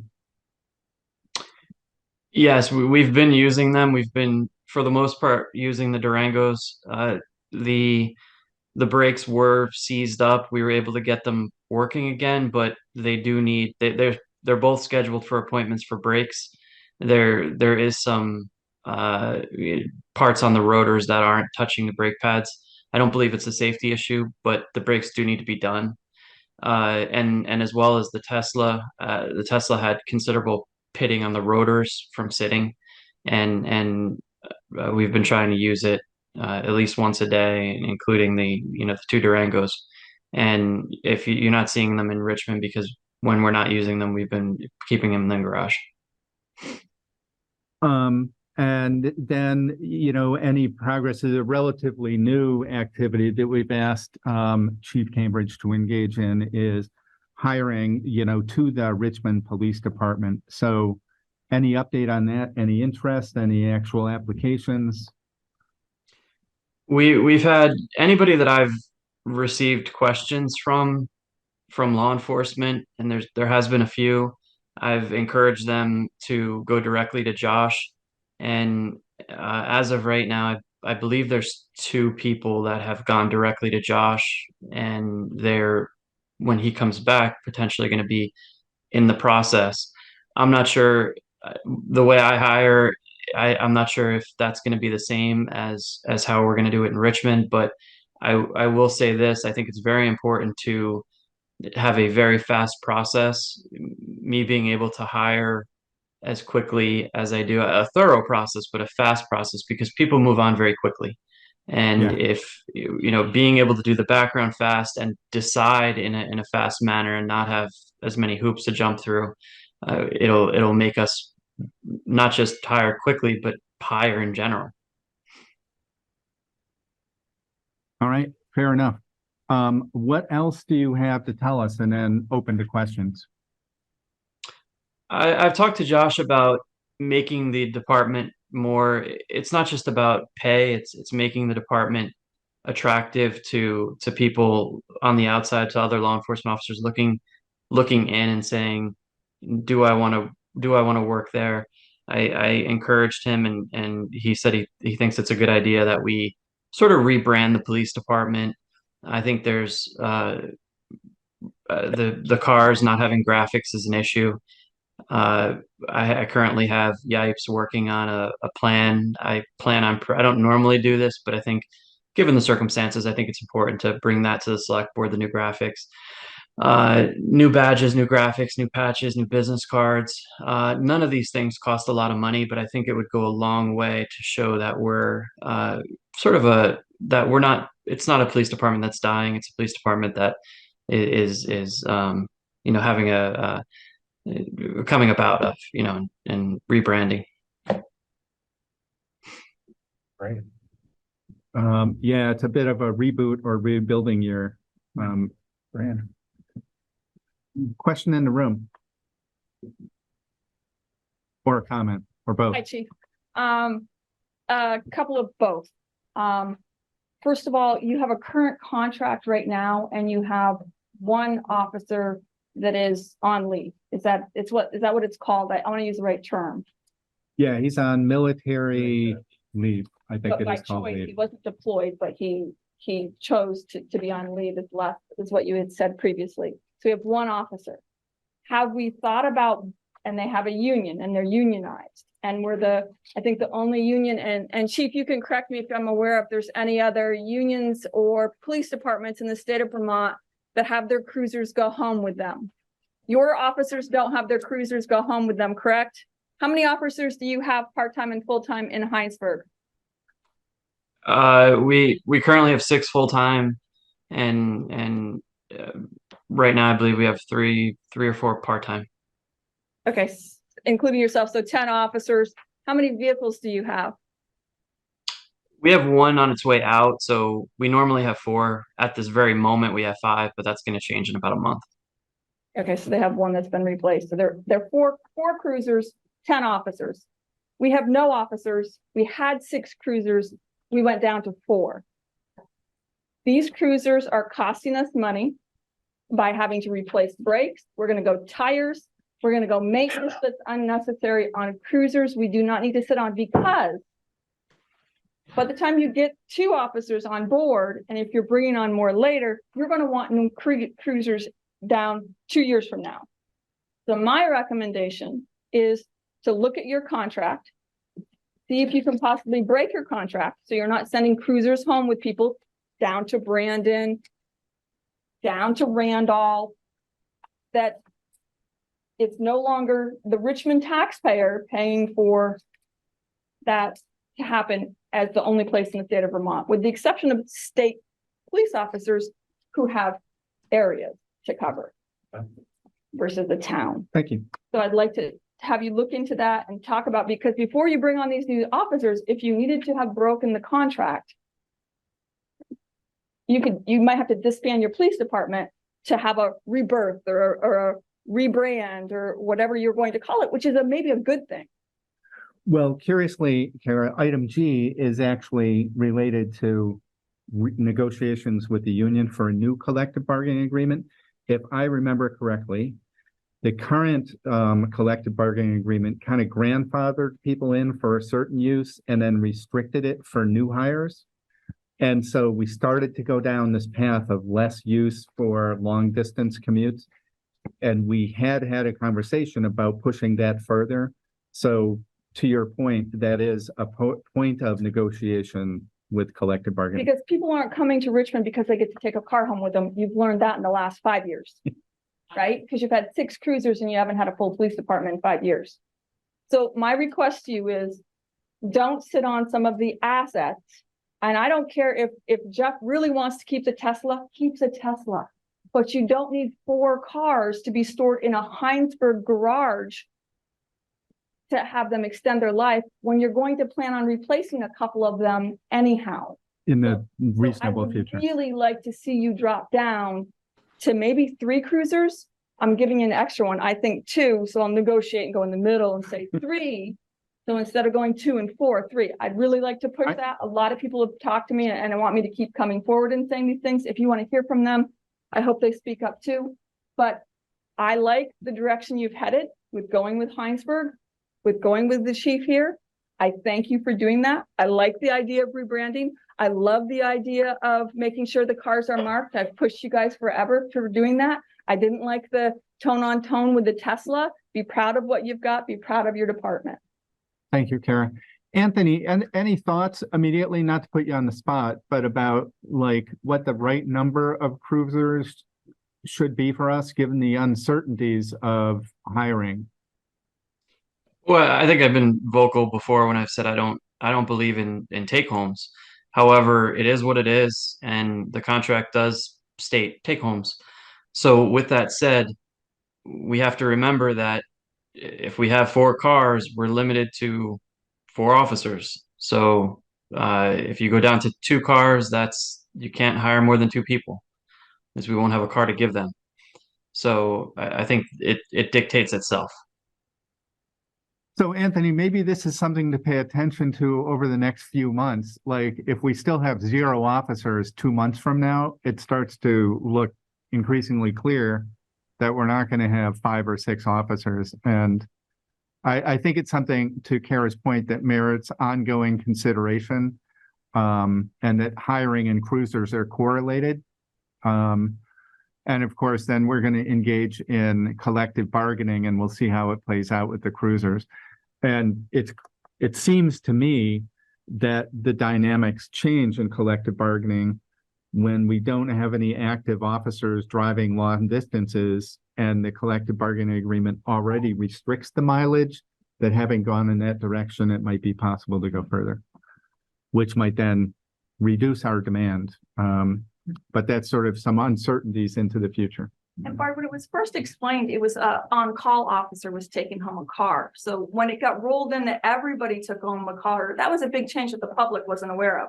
An on-call officer that has to go to a scene and needs the blue lights and needs to be identifying themselves, that's different. But if Heinsberg has got coverage of office, it's a little bit different. Well, let me be fully transparent about how we got into this take-home cruiser thing. Thank you. It was a policy decision made by a previous chief. And the way labor negotiations work, once you've gone down that path and let a bunch of people do it, it becomes your de facto policy. You can't just stop. So it was an awkward position in some ways to be negotiating something that a chief had already done and already decided for us. So then to back out of that has taken us a little bit of time. And it was heavily influenced, as we all know, by a couple of officers who were commuting long distances. So anyway, that is to be continued, I think. Anything else, Chief, that you think we should know about your experience in Richmond or your officer's experience in Richmond? I think everybody has been, the people in Richmond have been overwhelmingly friendly, and we've had a great time. I have, as well as my officers have, and there has been no complaints from within the department. And just to go back to the cars for 1 second, we are, for the most part, when we come into Richmond, we're trying to take the Richmond cars into Richmond. If somebody's patrolling in Richmond, there's no scenario where we're taking a Richmond car and we're patrolling Heinsberg. So there will be some overlap there at times, but I just wanted to kind of say that, you know, your cars are being used here, or in Richmond. So, and yeah, I think it's been a really positive experience everywhere. Great. Anybody have other questions or comments for Chief Cambridge?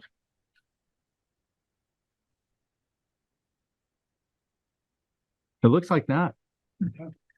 Maybe that's a good sign. Lisa. I just want to express my thanks for how things are going. Nancy, it reflects on you a lot. So thank you. Thank you. I appreciate you saying that.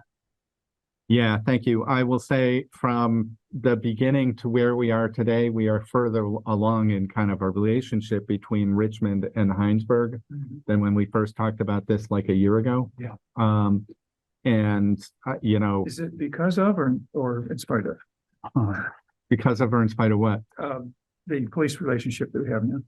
That's helping, I think, right? Oh, yeah. So when we first started talking about what should the relationship be, and there was a little tentativeness like about authority, control, how does policy work, how will this play out? And it's at least my observation that it seems like everything so far is green, you know, it looks good. What is the select board's opinion on a minimum bid? I know, Anthony, I think you said 500 is what you set. I don't know. David, do you have any opinions? Car guy? Car guy. I mean, isn't scrap metal I do, but it might not be a popular opinion. I've got a figure of 3,500 in my head.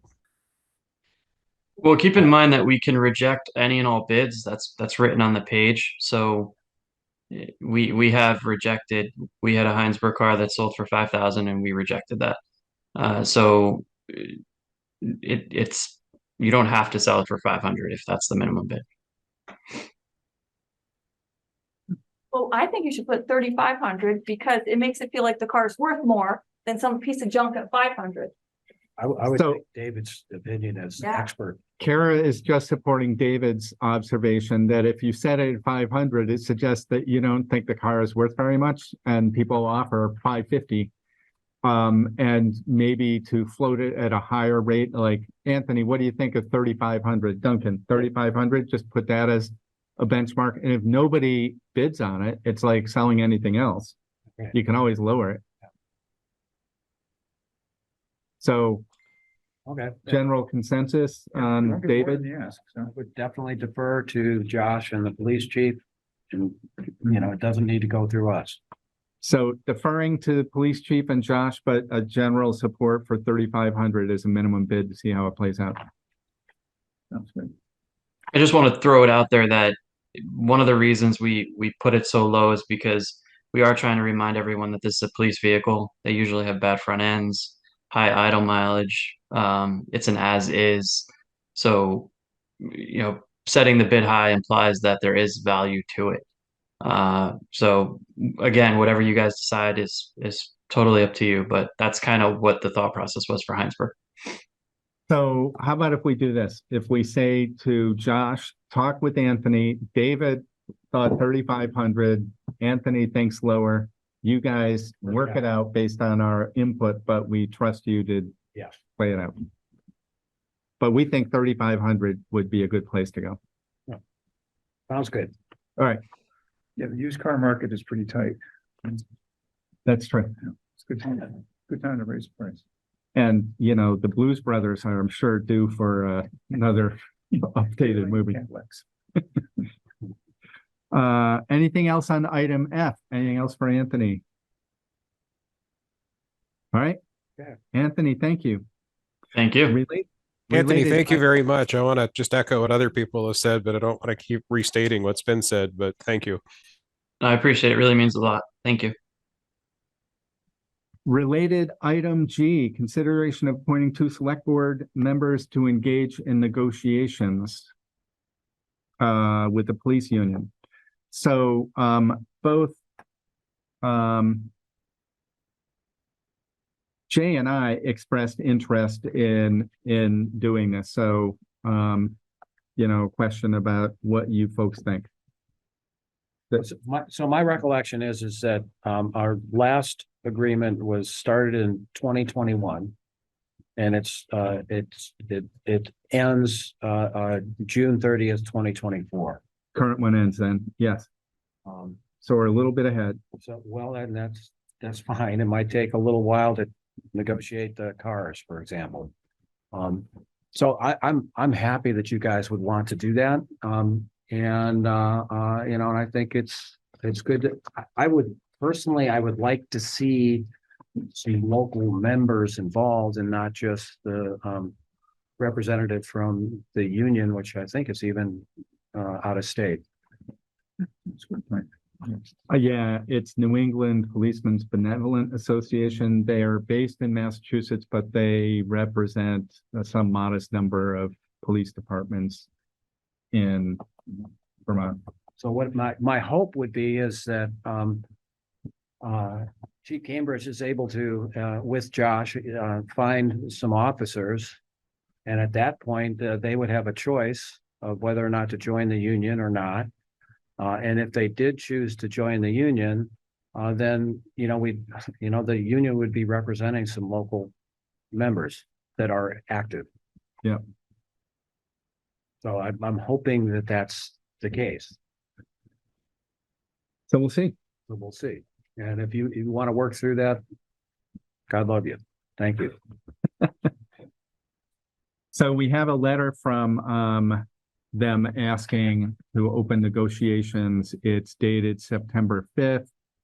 And they request to begin contract negotiations. And one of the things you do as management is you say yes, because what's the basis for saying no? And so it could startup.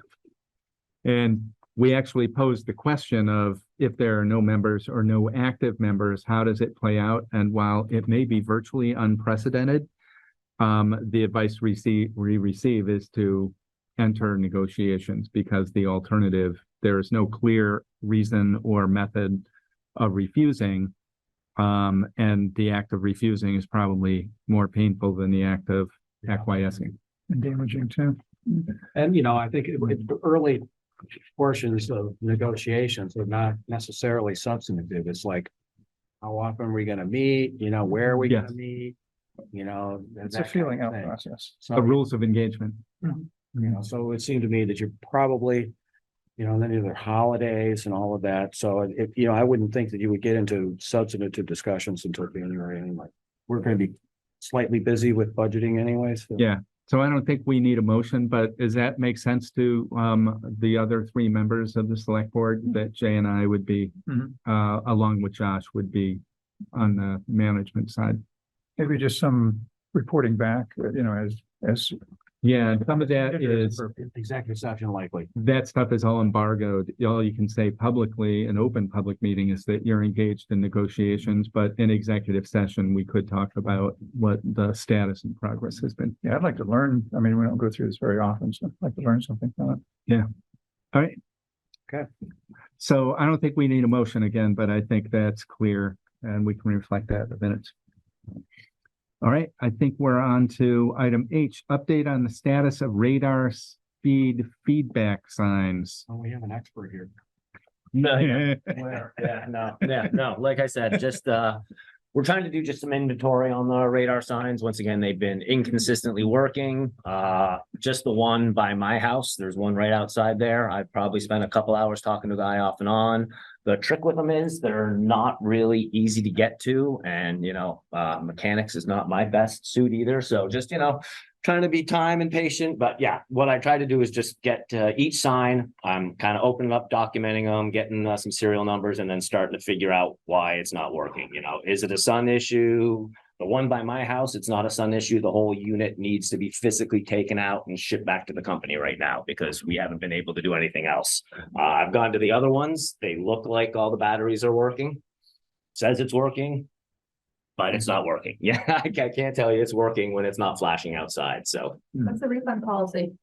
yeah, that one by my, that one is fairly new too. You would think there would be One over something. by the Jonesville Bridge isn't working either, and that's a new one. That's a new one too, right? And I got to that one today too and opened it up, and yeah, it looks like the battery's working and it says charged. And once again, I've learned a lot about the radar signs, but yeah. Watch that it's not a window for us to get a refund. Right, well, listen to this guy, I'm trying to remember his name, but from the company, from the one outside my house, we haven't gotten into the pricing stuff because he doesn't really know what the issue is. You know, we've troubleshot everything we can. They have to physically get something to look at, and then I think we would have some sort of, you know, policy on that, because yeah, that's a very short lifetime. You might get some advice from Chief Cambridge as well, because they have these as well. Yeah. You know, my understanding is they don't have quite much difficulty downloading data. We seem to have. It's not downloading data, they're not working. Except they're not on at all. Right, but Jay was Data to collect. Jay was working on downloading data, and he said it. That was tedious. Oh, yes. Right. I think that was the older ones though, too, that he was working on downloading data. He had to get on a ladder to get up and get. So I almost feel like we ought to bring this back again. Like, what's the warranty or return policy? Like, because how much should we spend on each one? $5,000 or something? I don't think it was 5, but I think it was a We're lot. getting It like was a that. lot. Yes. Well, and to buy a product that doesn't work, especially several of them. And it, like my observation, it seems like every time I go buy one, it's unusual that it is working. Yeah, right.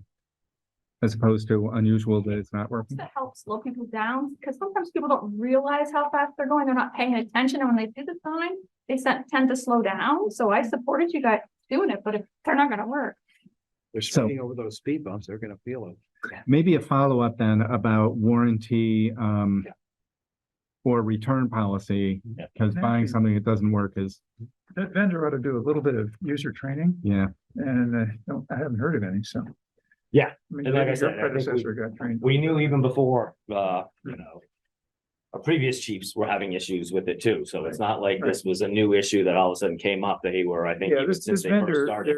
they're hitting themselves in the side of the head here. Right, right. and They should stop doing that. All right. The longer they drag out the training, the more you go beyond the refund policy. Possibly. So I think this takes us to item I, which I believe leads us into an executive session. The topic is consideration of approving a notice of intent submission for the state's 3-acre stormwater rule as it pertains to Southview Drive, Hidden Pines, and Mary Drive subdivisions. So to be clear, this has to do with stormwater management in yet another part of our town, where it's a combination. It's based on impermeable surfaces in those developments. And under the statute passed in the last session, I think, now we run into this about what do we do about it? And if I recall correctly, the proportion of impermeable surfaces in that area are broadly about 2/3 private and 1/3 town. The 1/3 town are roads, which are also under the municipal road stormwater management requirements. So one observation is our roads are already part of a stormwater management plan, such as it might be. And then what about the 2/3 that are private?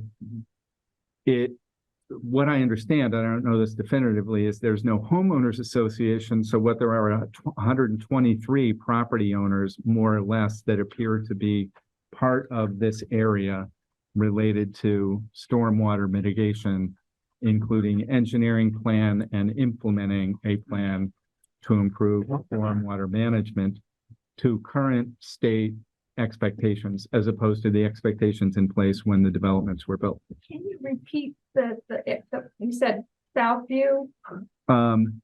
Yes. Hidden Pines, maybe? Southview, Hidden Pines, and Mary Drive subdivisions. But not the new Pete one right below Mary Drive? No, because it's not contiguous, I guess. I don't know why, if that's Mary included or Drive's not. contiguous. Yeah. Mary Drive is connected to Hidden Pines or Southview at all. Okay. I'd have to look at the map. And to be clear, when this meeting occurred, there was a map, but I was calling in from Maine by phone, so I never saw the map. So I appreciate that. Thank you. not definitive about the area. That's just how it's described here. Thank you. Chief Cambridge has his hand up. Chief Cambridge, hand up. Hi, I'm sorry. I mean to go back, but I just wanted to say one thing before I log off. Yes. I think one of the most important things that's valuable for the speed signs is Bluetooth. When we purchase things, we just walk up to the sign with our phone, do a download, takes a few seconds, walk away, and we're done. Opening the box up every time. I think in the future, buying a speed sign that has Bluetooth would be really beneficial. It doesn't matter how high it is. You can download without doing anything. So I just kind of wanted to throw that out there. Fair enough. I wonder if there's a retrofit for Bluetooth capacity. Is that like, No, fair enough. They don't work. anyway, that's a good point, and that's another follow-up, I think, from maybe a conversation, Chief, with Josh about how we manage those. Maybe sell these to somebody. Hey, we can sell them with the cars. Sell 'em. With a cruiser. Yeah. Make it look like a taxi cab. So I think we're ready to, Bart, what's on the agenda just after that? Are you done for the night? No. yeah, unfortunately not, no parking zone. Are we gonna do CCR? executive session for? Yes. Southview? CCRPC, monthly planning and zoning update, CCRPC again. Clean Water State Revolving Fund, setting dates for FY25 budget meetings. Those all should be much shorter than what we've done to date so far. I'm gonna head out, but I didn't know if anybody else. Are you making a motion out of Southview, or is it just an executive session? Executive session. That's Okay. usually to that. Yeah. So I'm looking for motions for executive session, and reminder that there are two. I move to find the premature public knowledge about attorney-client communication would cause the town or person to suffer a substantial disadvantage. I will second. Okay, any comments, questions? If not, let me hear your votes, starting with David. All right, this is David. Lisa, aye. Jeff, aye. Bard, aye. I move that we enter into executive session to discuss the 3-acre stormwater rule under the provisions of 1 VSA 313A 1F and to invite attorney David Rue to join the executive session. One comment, we traditionally have invited Josh, so should we invite Duncan in Josh's stead? to And this? Duncan Wardwell. Sure. Okay. So motion, looking for a second? All right, this is David. I'll second. Oh, all right. Moved and seconded. If you'd vote, please, David. Bard, this is David voting aye. Lisa, aye. Jeff, aye. Bard, aye. So we will exit the room and enter executive session with Dave. Duncan, can you manage the? Yep, the breakout room. Yeah. Yeah, so we're looking, okay, so we just have all our select board members and I see David there. Great, thank you. Yep, just the two Davids. In a couple minutes. Can I just ask the board a quick question? This is Andres Teresa with Watershed Consulting. Yeah. So we were asked by Josh to attend the meeting, and I know Michael Sadler from DEC is also on the call now. So I just didn't know if, there would be any useful information for me. I was prepared to kind of answer questions or just give a quick overview if it would be helpful. And I know Michael was as well. Thanks, Andres. So it's a question before we go into executive session. Do you want to hear information, a quick overview? Yeah. Because this is kind of a specialty area before we break out, Duncan, sort of a quick overview of what the 3-acre stormwater rule is and what the issues are here. Thank you for interrupting because I kind of skipped over your possible 10. Make the motion to go into executive session. Do you have to reverse that? I think we have to. Can we just pause it while we pause it? Yeah. Business, have some discussion before. Yeah. That makes sense. Okay. Great. Well, so I'm sorry. I'm not sure if you can see me. I'm not sure why my video isn't working, but in any event, so my name is Andres Teresa with Watershed Consulting. So I'm a stormwater consultant, and I'll just give just a real quick overview. I had talked with Josh about this permit several weeks ago, and developed a scope of work for him really to initially just really start getting our arms around the project. We do a lot of these 3-acre permit type projects, and this one in particular is somewhat complicated given that it's a large area, about 25 acres. And you are correct. I think somebody had mentioned the split really with the impervious surface is about 2/3 residential private, and then about 1/3, the rest being town roads. And so, this is really, the compliance with this 3-acre rule is really a 2-step process. One being really just first getting a handle on what is the regulated area. And this one is particularly complicated because it's kind of a network of roads and homes, and previously there were some stormwater permits that were issued, and now those are all kind of being bundled into this one overall regulated area. So where we're at right now is working with Michael and the rest of DEC to try to figure out, to make sure we understand for sure what is the regulated area. And then along with that, we've been doing some work to really refine the amount of impervious surface, because we not only are the roads regulated, but the homes, the rooftops, driveways, garden sheds, all of the impervious surfaces across the whole jurisdictional areas, part of the regulated footprint. So we're really just working on refining that regulated footprint. And kind of the next phases of the project are going to be to really look at the existing conditions out on the site in terms of the drainage flow, how water runs off, and where the natural resource and where any potential natural resources are located, things like wetlands or streams. And we need to do what's called this engineering feasibility analysis. And what that is, it's really just a step-by-step process that is provided in the stormwater rules in terms of, how can upgrades for stormwater be obtained on the site without impacting things like wetlands or natural wetlands or having to move utilities, that type of thing. So there's, you're given an out for those types of things, but you have to go through this process in order to really figure out what's feasible on the site to upgrade. So that's really the next big step. And then once that's done, there'll be another application which is submitted to the state with plans that show improvements, things like, stormwater bioretention areas or gravel wetlands or swales, a host of kind of improvements, which would be shown on engineering plans and then submitted back to Michael for review.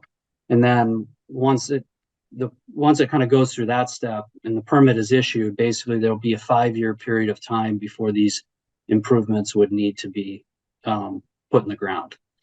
So that's really kind of the quick overview of the program. And, if there's something specific on the permitting process, I think Michael would be able to speak for that because he would be the analyst at the state side who would be reviewing the application.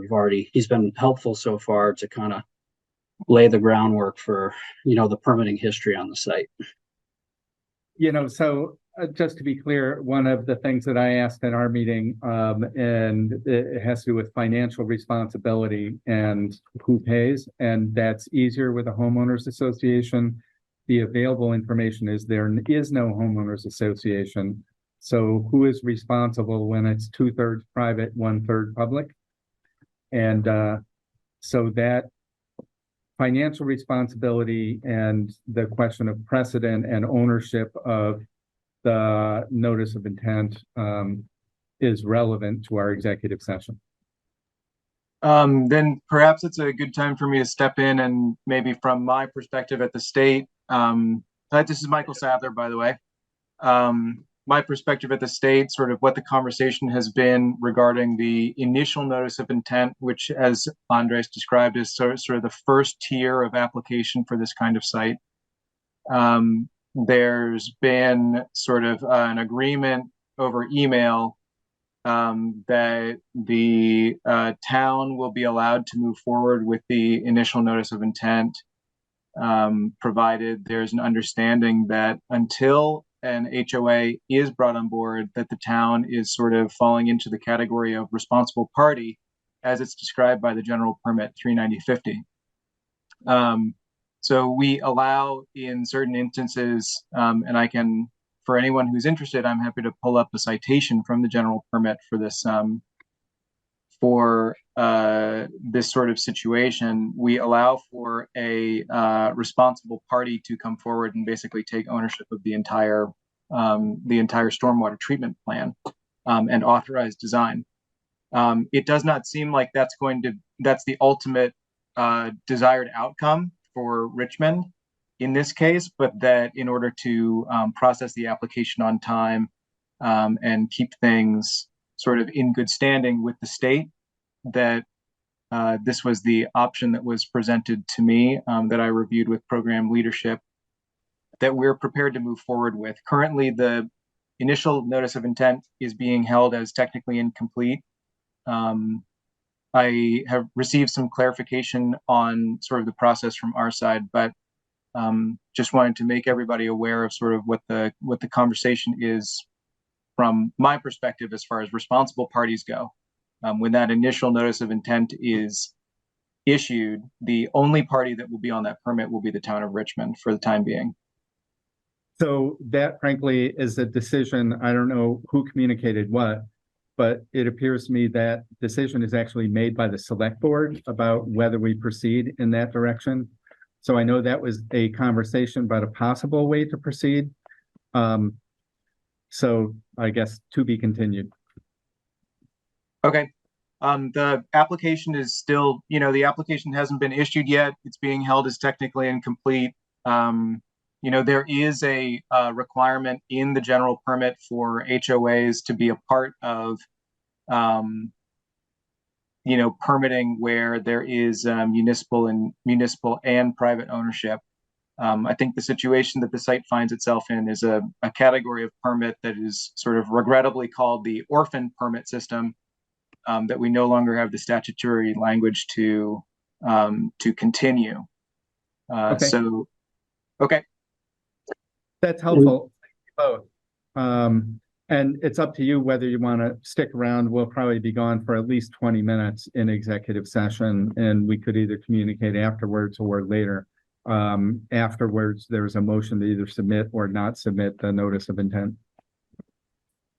Okay, I'd like to know the outcome of that session. Your intent to submit or not submit can be given to me in writing over email, I guess, afterwards. All right. That's unfair, Duncan? Yep. All right. Thank you. Yeah. Thanks. All right. I Michael. do live in Southview, Thank you, Andre. and there are no, I live in Southview, and we don't have any type of homeowners. So. And Hidden Pines was there for so much longer before Southview, so it's very. But I can tell you, I've spent over probably close to $200,000 with John Scott on just excavating and perimeter draining and culverting and doing everything for stormwater on my house. So Yeah. that's an observation that the stormwater on a hill can get really expensive. If there's no homeowners association and 123 property owners, it's not only expensive but complicated without a homeowners association. And it's not only the plan, but if somebody other than the owner was going to do it, you get into easements. So picture 123 potentially easements. So those are the kinds of things that we will consider. That's complicated. All right, on to executive session. Yeah. Michael, could you put your contact information in the chat or something, or read it to me? Or I'd be happy to. Awesome, thank you. So sorry to step out for this, but that's. I'm here for the next item. Okay. Okay, so we're just bringing the select board members and Dave Rue, right? Yes. Okay. And you. And me, yeah. Well, I'll follow you with my laptop. Hold on. Let's see.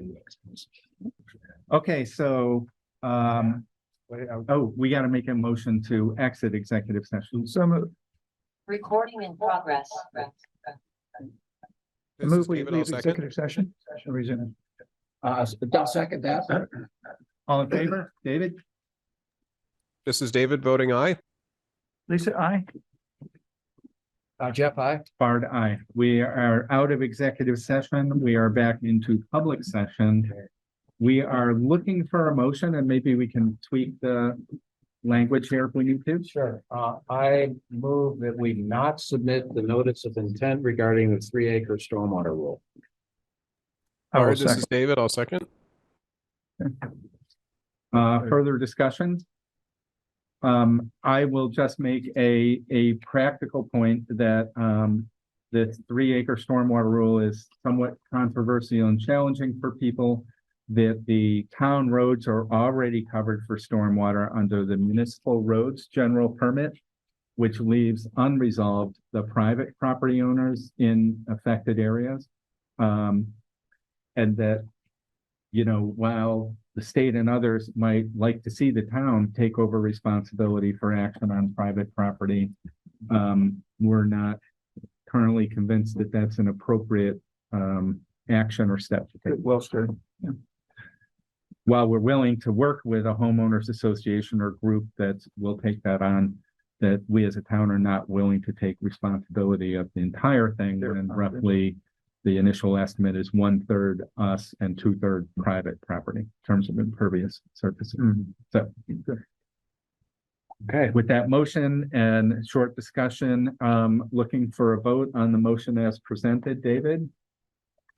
This is David voting aye. Lisa, aye. Yeah, aye. Bard, aye. That motion carries. Okay. So that carries us through I. We're on to J. No parking zone at the corner. This was presented as a no parking zone issue at the corner of Jericho Road and Southview Drive. Right. So one of the things that we contemplate is how do we deal with this in multiple areas? This was my first thought. Where are people allowed to park overnight, or when and where they want to? And the advice we get is that we're generally dissuaded from taking action that seems intended at a specific person or one property when there are other public properties similarly situated. So they're thinking we might want to get legal advice on the proper way forward. One approach moving forward is to say no overnight parking in multiple locations. I immediately thought of like Over Rocker Park. Has anybody ever been there? Can I just weigh in Yeah. on this? So, Of course, if you say your name yeah, and come Nancy. forward, yeah. Sure. Nancy Carlson, I live in Southview.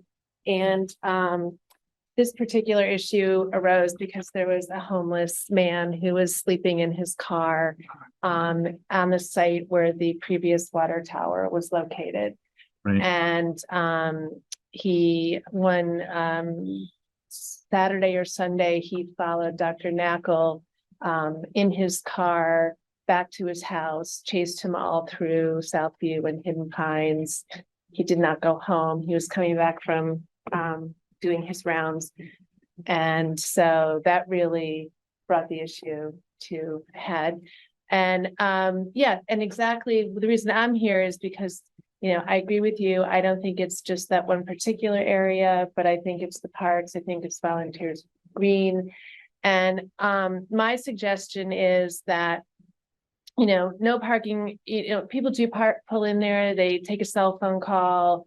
I don't think it has to be no parking, but certainly no overnight parking. And I think the town should consider adding no camping, because people argue that a tent is different than a car. That's right. And I think they have a valid argument. And I think it's the problem that's going to be here.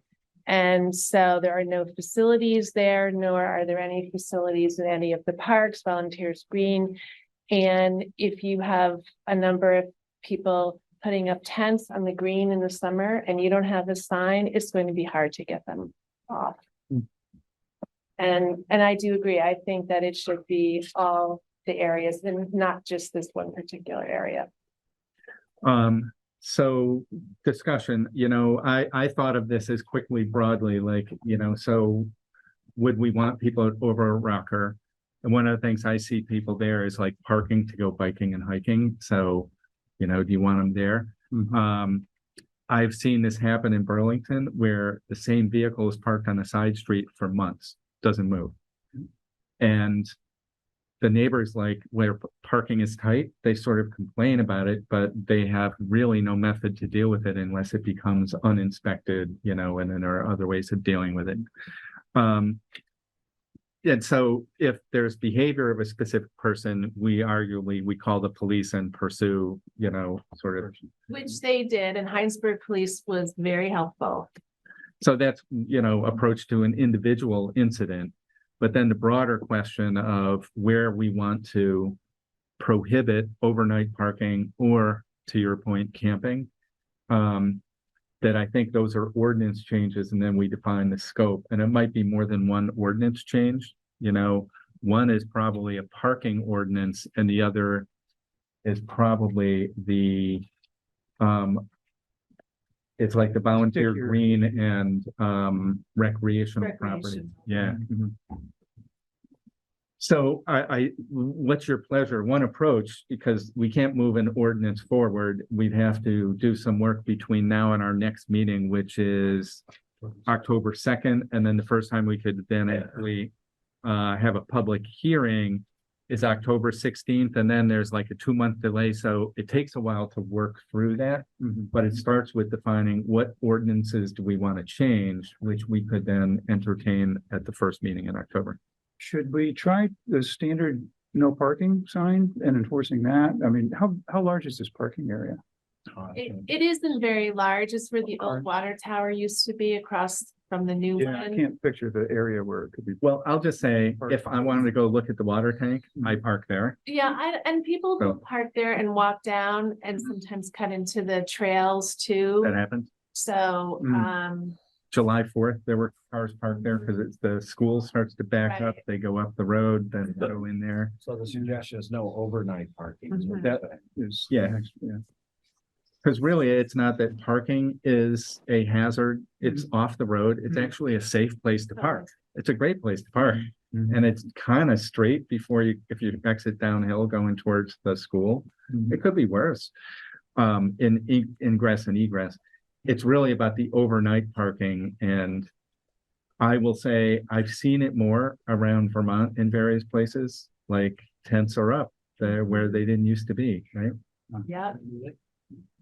You know, I'm struck that the housing, national housing issue and Vermont housing issue, and, you know, drug issues and a lot of things that are in the New York Times, they do happen here. You know, I mean, we're not immune from any of these problems. Well, you know, we have the second highest homeless population per capita in the country, second to California. It's scary, you know, I mean, it's, and, you know, and it's scary for them. Yeah. You know, and like many of these people, they don't necessarily have a lot of alternative. I don't know what you do with it. This was not their plan. Well, that's all true, but I think these areas in particular are areas that the town uses for recreation, and this particular area is close to a school. So I think those areas need to get protected.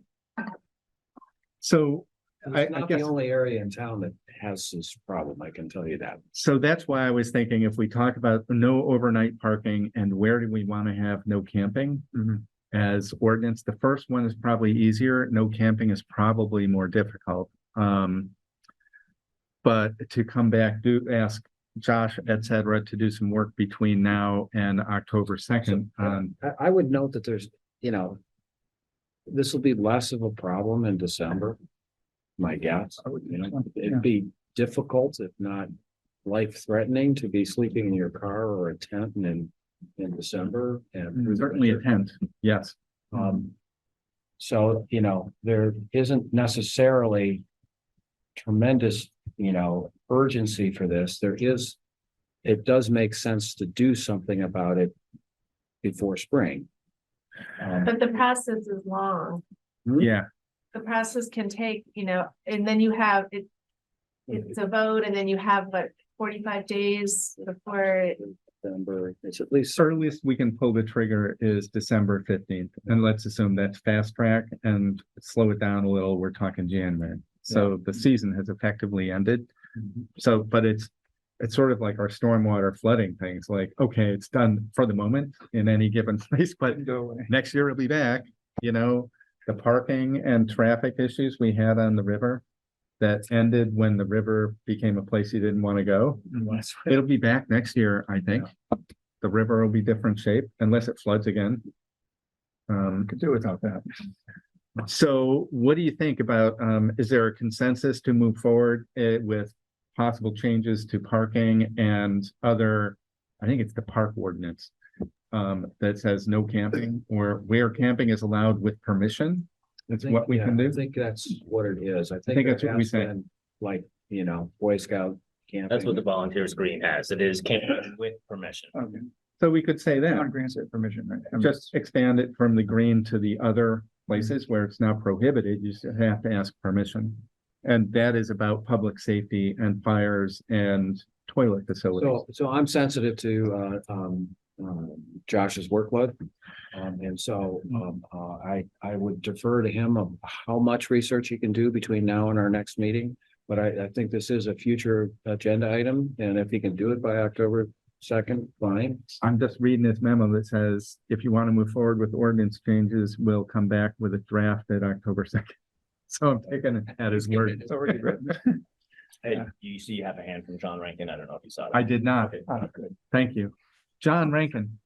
I was on this call because I thought this was related to recreation.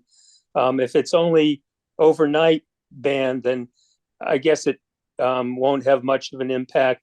I do want to remind the select board that there is a housing crisis, that we do not have any shelters in Richmond. And I would caution you on rushing into telling all homeless people they should go to Burlington when we're not working to solve the problem here. And I do appreciate the people of Southview would find it scary to have a homeless man nearby, potentially threatening them. But I suggest you proceed with caution on this issue. Thank you. Thank you.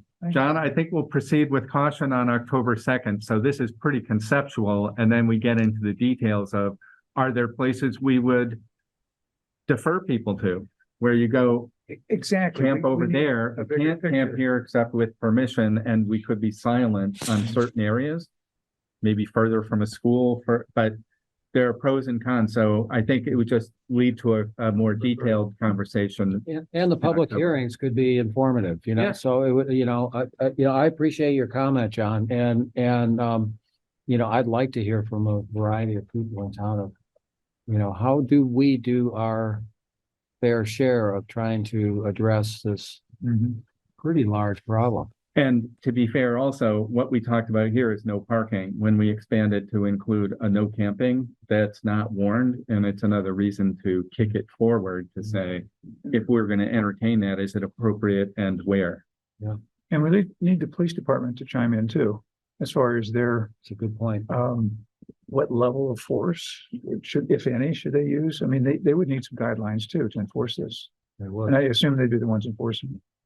And I will say, this is bizarre, but having traveled in various locations, I was struck in, of all places, Paris, there are tents all along the highways, like hundreds of them. They're like all over the place. So, Andrews Community Forest, maybe people want to camp there, but I think we say no camping. So if you can't camp in the forest, I'm just saying, where do you camp? Yeah. Okay. And you would argue, if you really want somebody to camp for an extended period, you would pay attention to things like toilets. You raise a good point, Bart. Along with, clamping down on this and sending it off and so forth, we should probably go a little farther and address it. Do we have any solution? Is there something the town can do to give these people an alternative or not? Open a shelter, camp here, have a campground? I don't know. Howard Center, but yeah. Yeah. Those are the kind Can I jump in there? Yeah. I live in Southview and I support the things that you guys have talked about with a no overnight camping sign. And I just want to let you know that I did call Howard Center's community outreach and ask them to check in with the person and offer resources and support. So I think just as a community member, we are also looking out for how people can get their needs met. Fair enough. Thank you. Thank you, Robin. All right. So to be continued, we have an agenda item for the next time. Great, thank you. Ready to move on to K? Yeah. Consideration of asking CCRPC to conduct speed studies on the 45-mile-an-hour section of Cochran Road and the northern end of Huntington Road.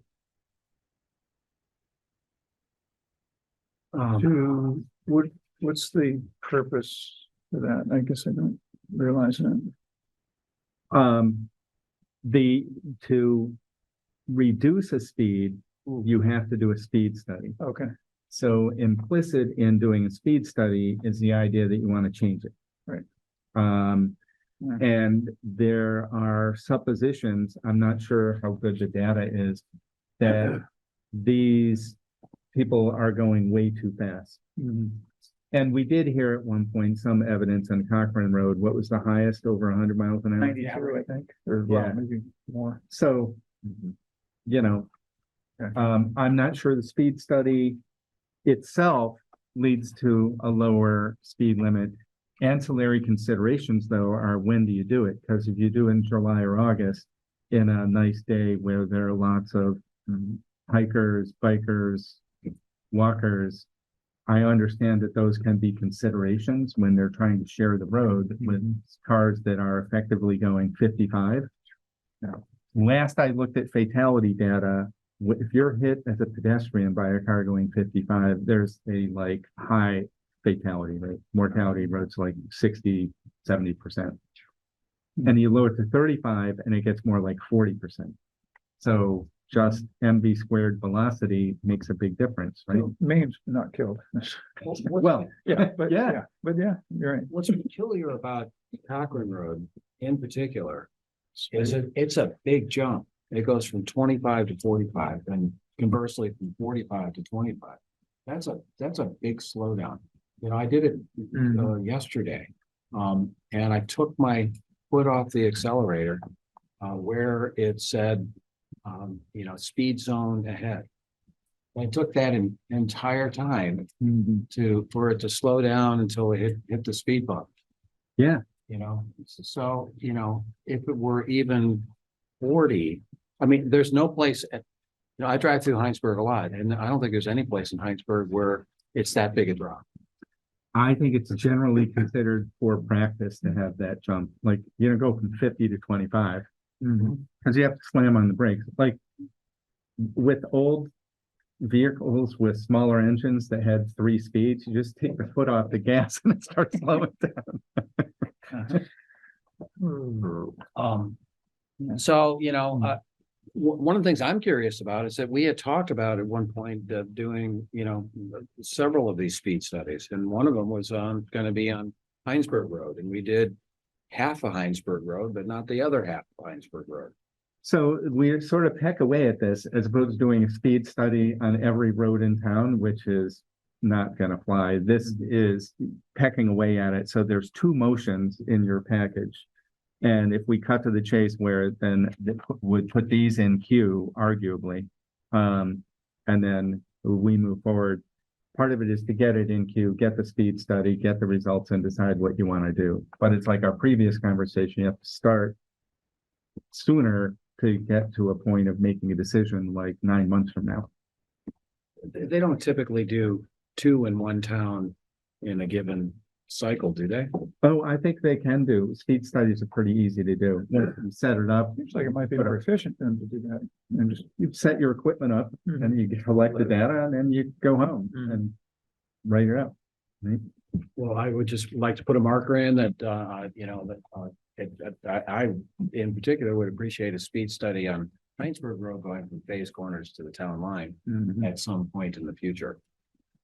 But in the meantime, I moved to request that the CCRPC conduct a speed study on Huntington Road from Far Farm to the intersection with Hillview Road. Moved. Is there a second? I will second.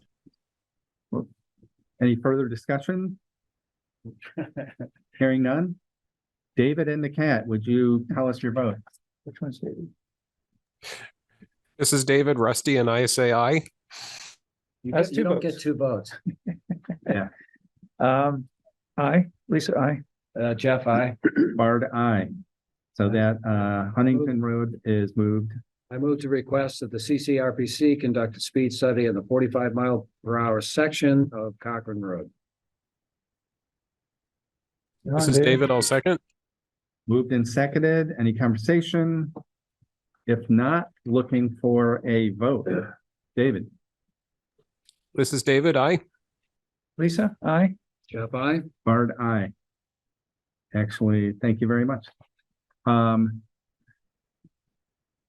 And we may have lost Tyler.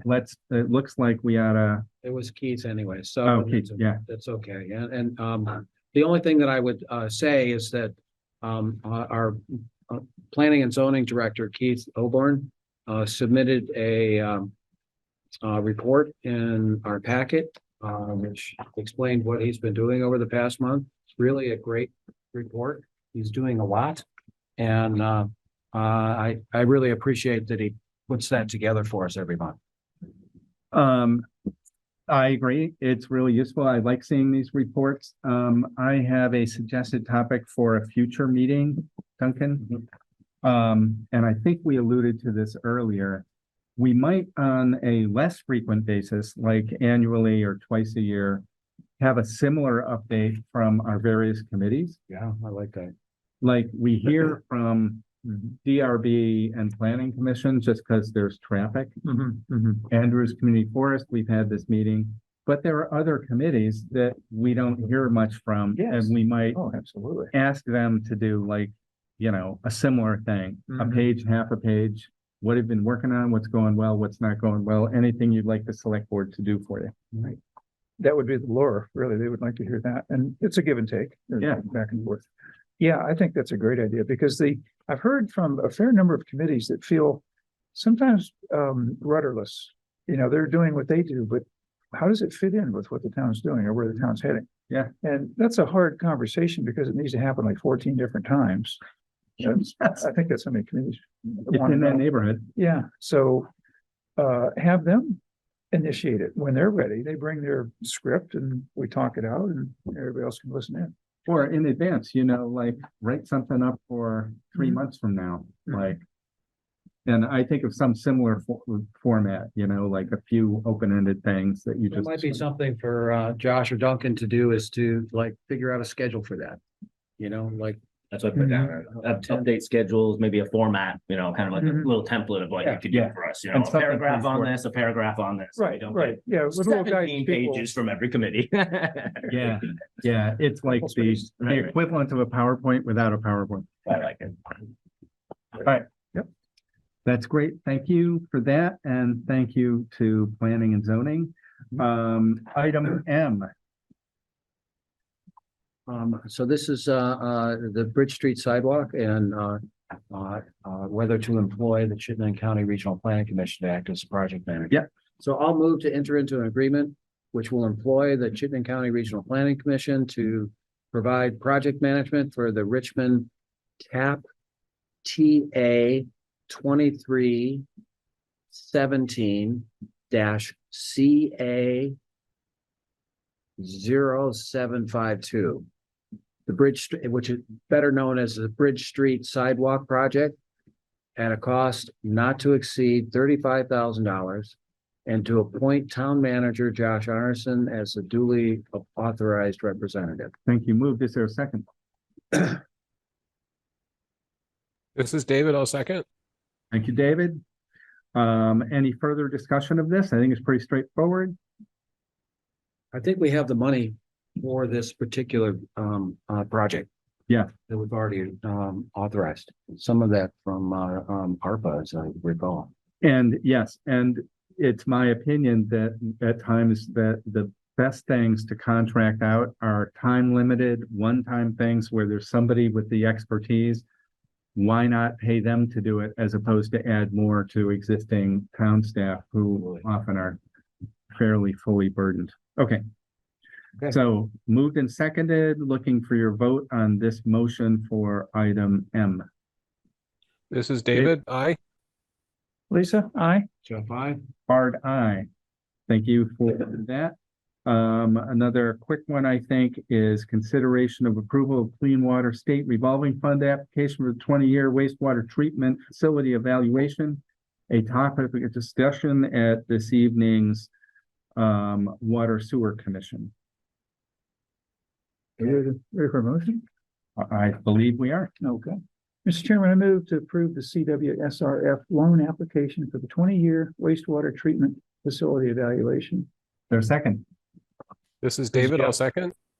Okay. Thank you, David. I do have a question relative to this. Yeah. So, is this loan to the town or the water sewer users? So, yeah, this is the classic. So the water sewer users and commission have the financial responsibility, but not the financial authority. Right. So the select board has the For the authority town. to borrow money. Yeah.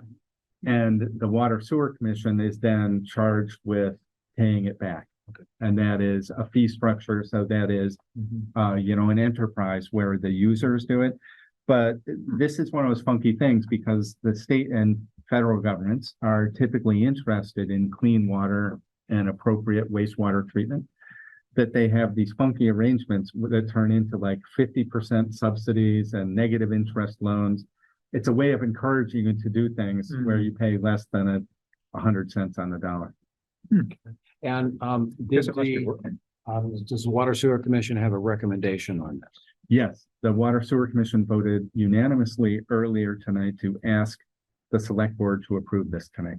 Actually, Okay, so do we have, is the motion on the table? Let me see if there's yes, there is. Okay, Moved and seconded. I'm ready. Okay, ready to vote? Further conversations? None? David? Bard, this is David voting aye. Lisa, aye. Jeff, I. Bard, aye. So that brings us close to the end. FY 25 budget meetings. So here we are again. We typically have had an extra meeting in October, November, December to do just the budget. And it has worked well in the past because you deal with different departments, you get through it as opposed to trying to shoehorn it into meetings like tonight. Yeah. And we've typically done it on the second Monday of each month. But in October, because there's Indigenous Peoples Day, you know, so it varies a little bit, but there's one that's a Tuesday, I guess. So anyway, then the actual dates are set in the motion, which I think we're ready for. I move to hold special select board meetings to focus on the FY 25 budget on Tuesday, October 10th, Monday, November 13th, and Monday, December 11th. Bard, this is David. I'll second that motion. Thank you both. Any discussion? Not, David, please tell us your vote. Bard, this is David voting aye. Lisa, aye. Jeff, I. And Bard, aye. Okay. The last item is about the town center. I can brief you as to what this is. Yes. On the architects wanted to understand the structure of the roof on the post office addition in order to be able to see. Doesn't that make a hole in the roof? Yeah, they did actually. They put a hole in the roof to find out how much insulation we have. It's about that much. How old is the tree? How old is what? The tree. When you do it quickly. Oh, I agree. This It's very likely the roof is going to need to be replaced. So this was part of the town center project that we've been working on, and so they requested, and we had core samples done of both from the surface and underneath to see what the rafter structure was and what the roof deck was made of. So that is what we haven't paid it yet. But And it comes here because it's town center fund. because it's a town center fund, we have to vote on everything that comes out of the town center fund. Thank you. So I move to approve the use of $1,023.72 from the town center fund to pay for core samples of the post office roof. Bard, this is David. I'll second. Thank you both. Any further discussion? It's just cutting the cores and delivering them to someone, or No, that's no. everything? That's No, all it of just, it did a hole to determine what the roof Structure deck is, what's okay, underneath it. document that, There's makes actually sense. two roofs. There's a Okay. membrane roof. Mhm. Below that, there's a membrane with gravel on top of it. And there's about this much rigid insulation underneath that in some fashion. So it could use some more Between the two? It's good. No, yeah, between the two. Yeah. It could use some more insulation. Yeah. That's what the insulation. Gravel's not that good, I guess. It's about an inch. That's my recollection. Okay, Okay. so ready to vote? Did we vote? No, we didn't I don't vote. think we did. David, Bard, this is David voting aye. Lisa, aye. Jeff, I. Bard, aye. Thank you very much for that. We're on to our home stretch here. Approval of the minutes of September 5th. I move to approve the minutes of September 5th. I'll Bard, second. this is, Oh, sorry, Dave. So no, go ahead. Are there any comments or corrections to the minutes of September 5th? Hearing none, please tell me your vote on approving the minutes of September 5th. Bard, this is David voting aye. Lisa, aye. Jeff, I. Bard, aye. We approve the town center funds and we're on to let's take purchase orders. How many do we have here? We have two today. I move to approve purchase order 4666 in the amount of, I can't read that, 1,662,000 $441.20 for our quarterly education tax payment. Thank you. Is there a second? Bard, this is David. I'll second. Thank you both. Further discussion? Hearing none, please tell me your name and your vote. Bard, this is David, voting aye. Lisa, aye. Jeff, aye. Bard, aye. Moving on to purchase order number 4726. Looking for a motion. Mr. Chairman, I move that we approve purchase order 4726 to Mow and Maintain Property Maintenance LLC for the sum of $20,610. There's a second? Bard, this is David. I'll second. Any further I discussion? think that cat just got. That cat morph. Yeah. So. That actually made me look. Hearing none, please tell me your name and your vote, David. Bard, this is David, voting aye. Lisa, aye. Jeff, aye. Bard, aye. On to warrants and purchase orders. Signing these. I move to accept the warrants as presented. This is David. I'll second. Any further conversations, questions, corrections, concerns? I don't. I did look at them actually, but I don't. Didn't see anything wrong. Okay. Hearing none. Looking for a motion to approve. Motion to approve the warrants as presented. This is the warrants? No, you got, yeah, I think you already. Oh, yeah, I did it. Sorry, I've had so many. It's Oh, kind of late. So it's moved and seconded. What we're looking for now is a vote. oh, okay. Bard, this is David, voting aye. Lisa, aye. Jeff, aye. Bard, aye. Thank you. I believe what we have now are discuss items for next agenda, and we have several that were already noted, including speed signs. Warranties on the speed Yeah, sign. update on I the got a speed- long list Yeah. going here. Oh, good. Well, it might take longer than to get to the update on the Esplanade Swale issue. So I think if we should have a meeting outside, and then it's a tentative update in this open public meeting about a status on the swale in Sounds terms right to of me. stormwater. And it could be an update on the 3-acre rule. We're gonna have to communicate to those guys, yeah, well, that notice of intent, no. And They're not gonna be happy. stop working on it because we don't want to pay for something that we have no. If we own about a third of the problem, we don't think it's appropriate to pay for 100% of the problem, and we have no way to get the other parties to pay for their 2/3 of the problem. Right. And we believe that our 1/3 is appropriately managed through the municipal roads issue anyway.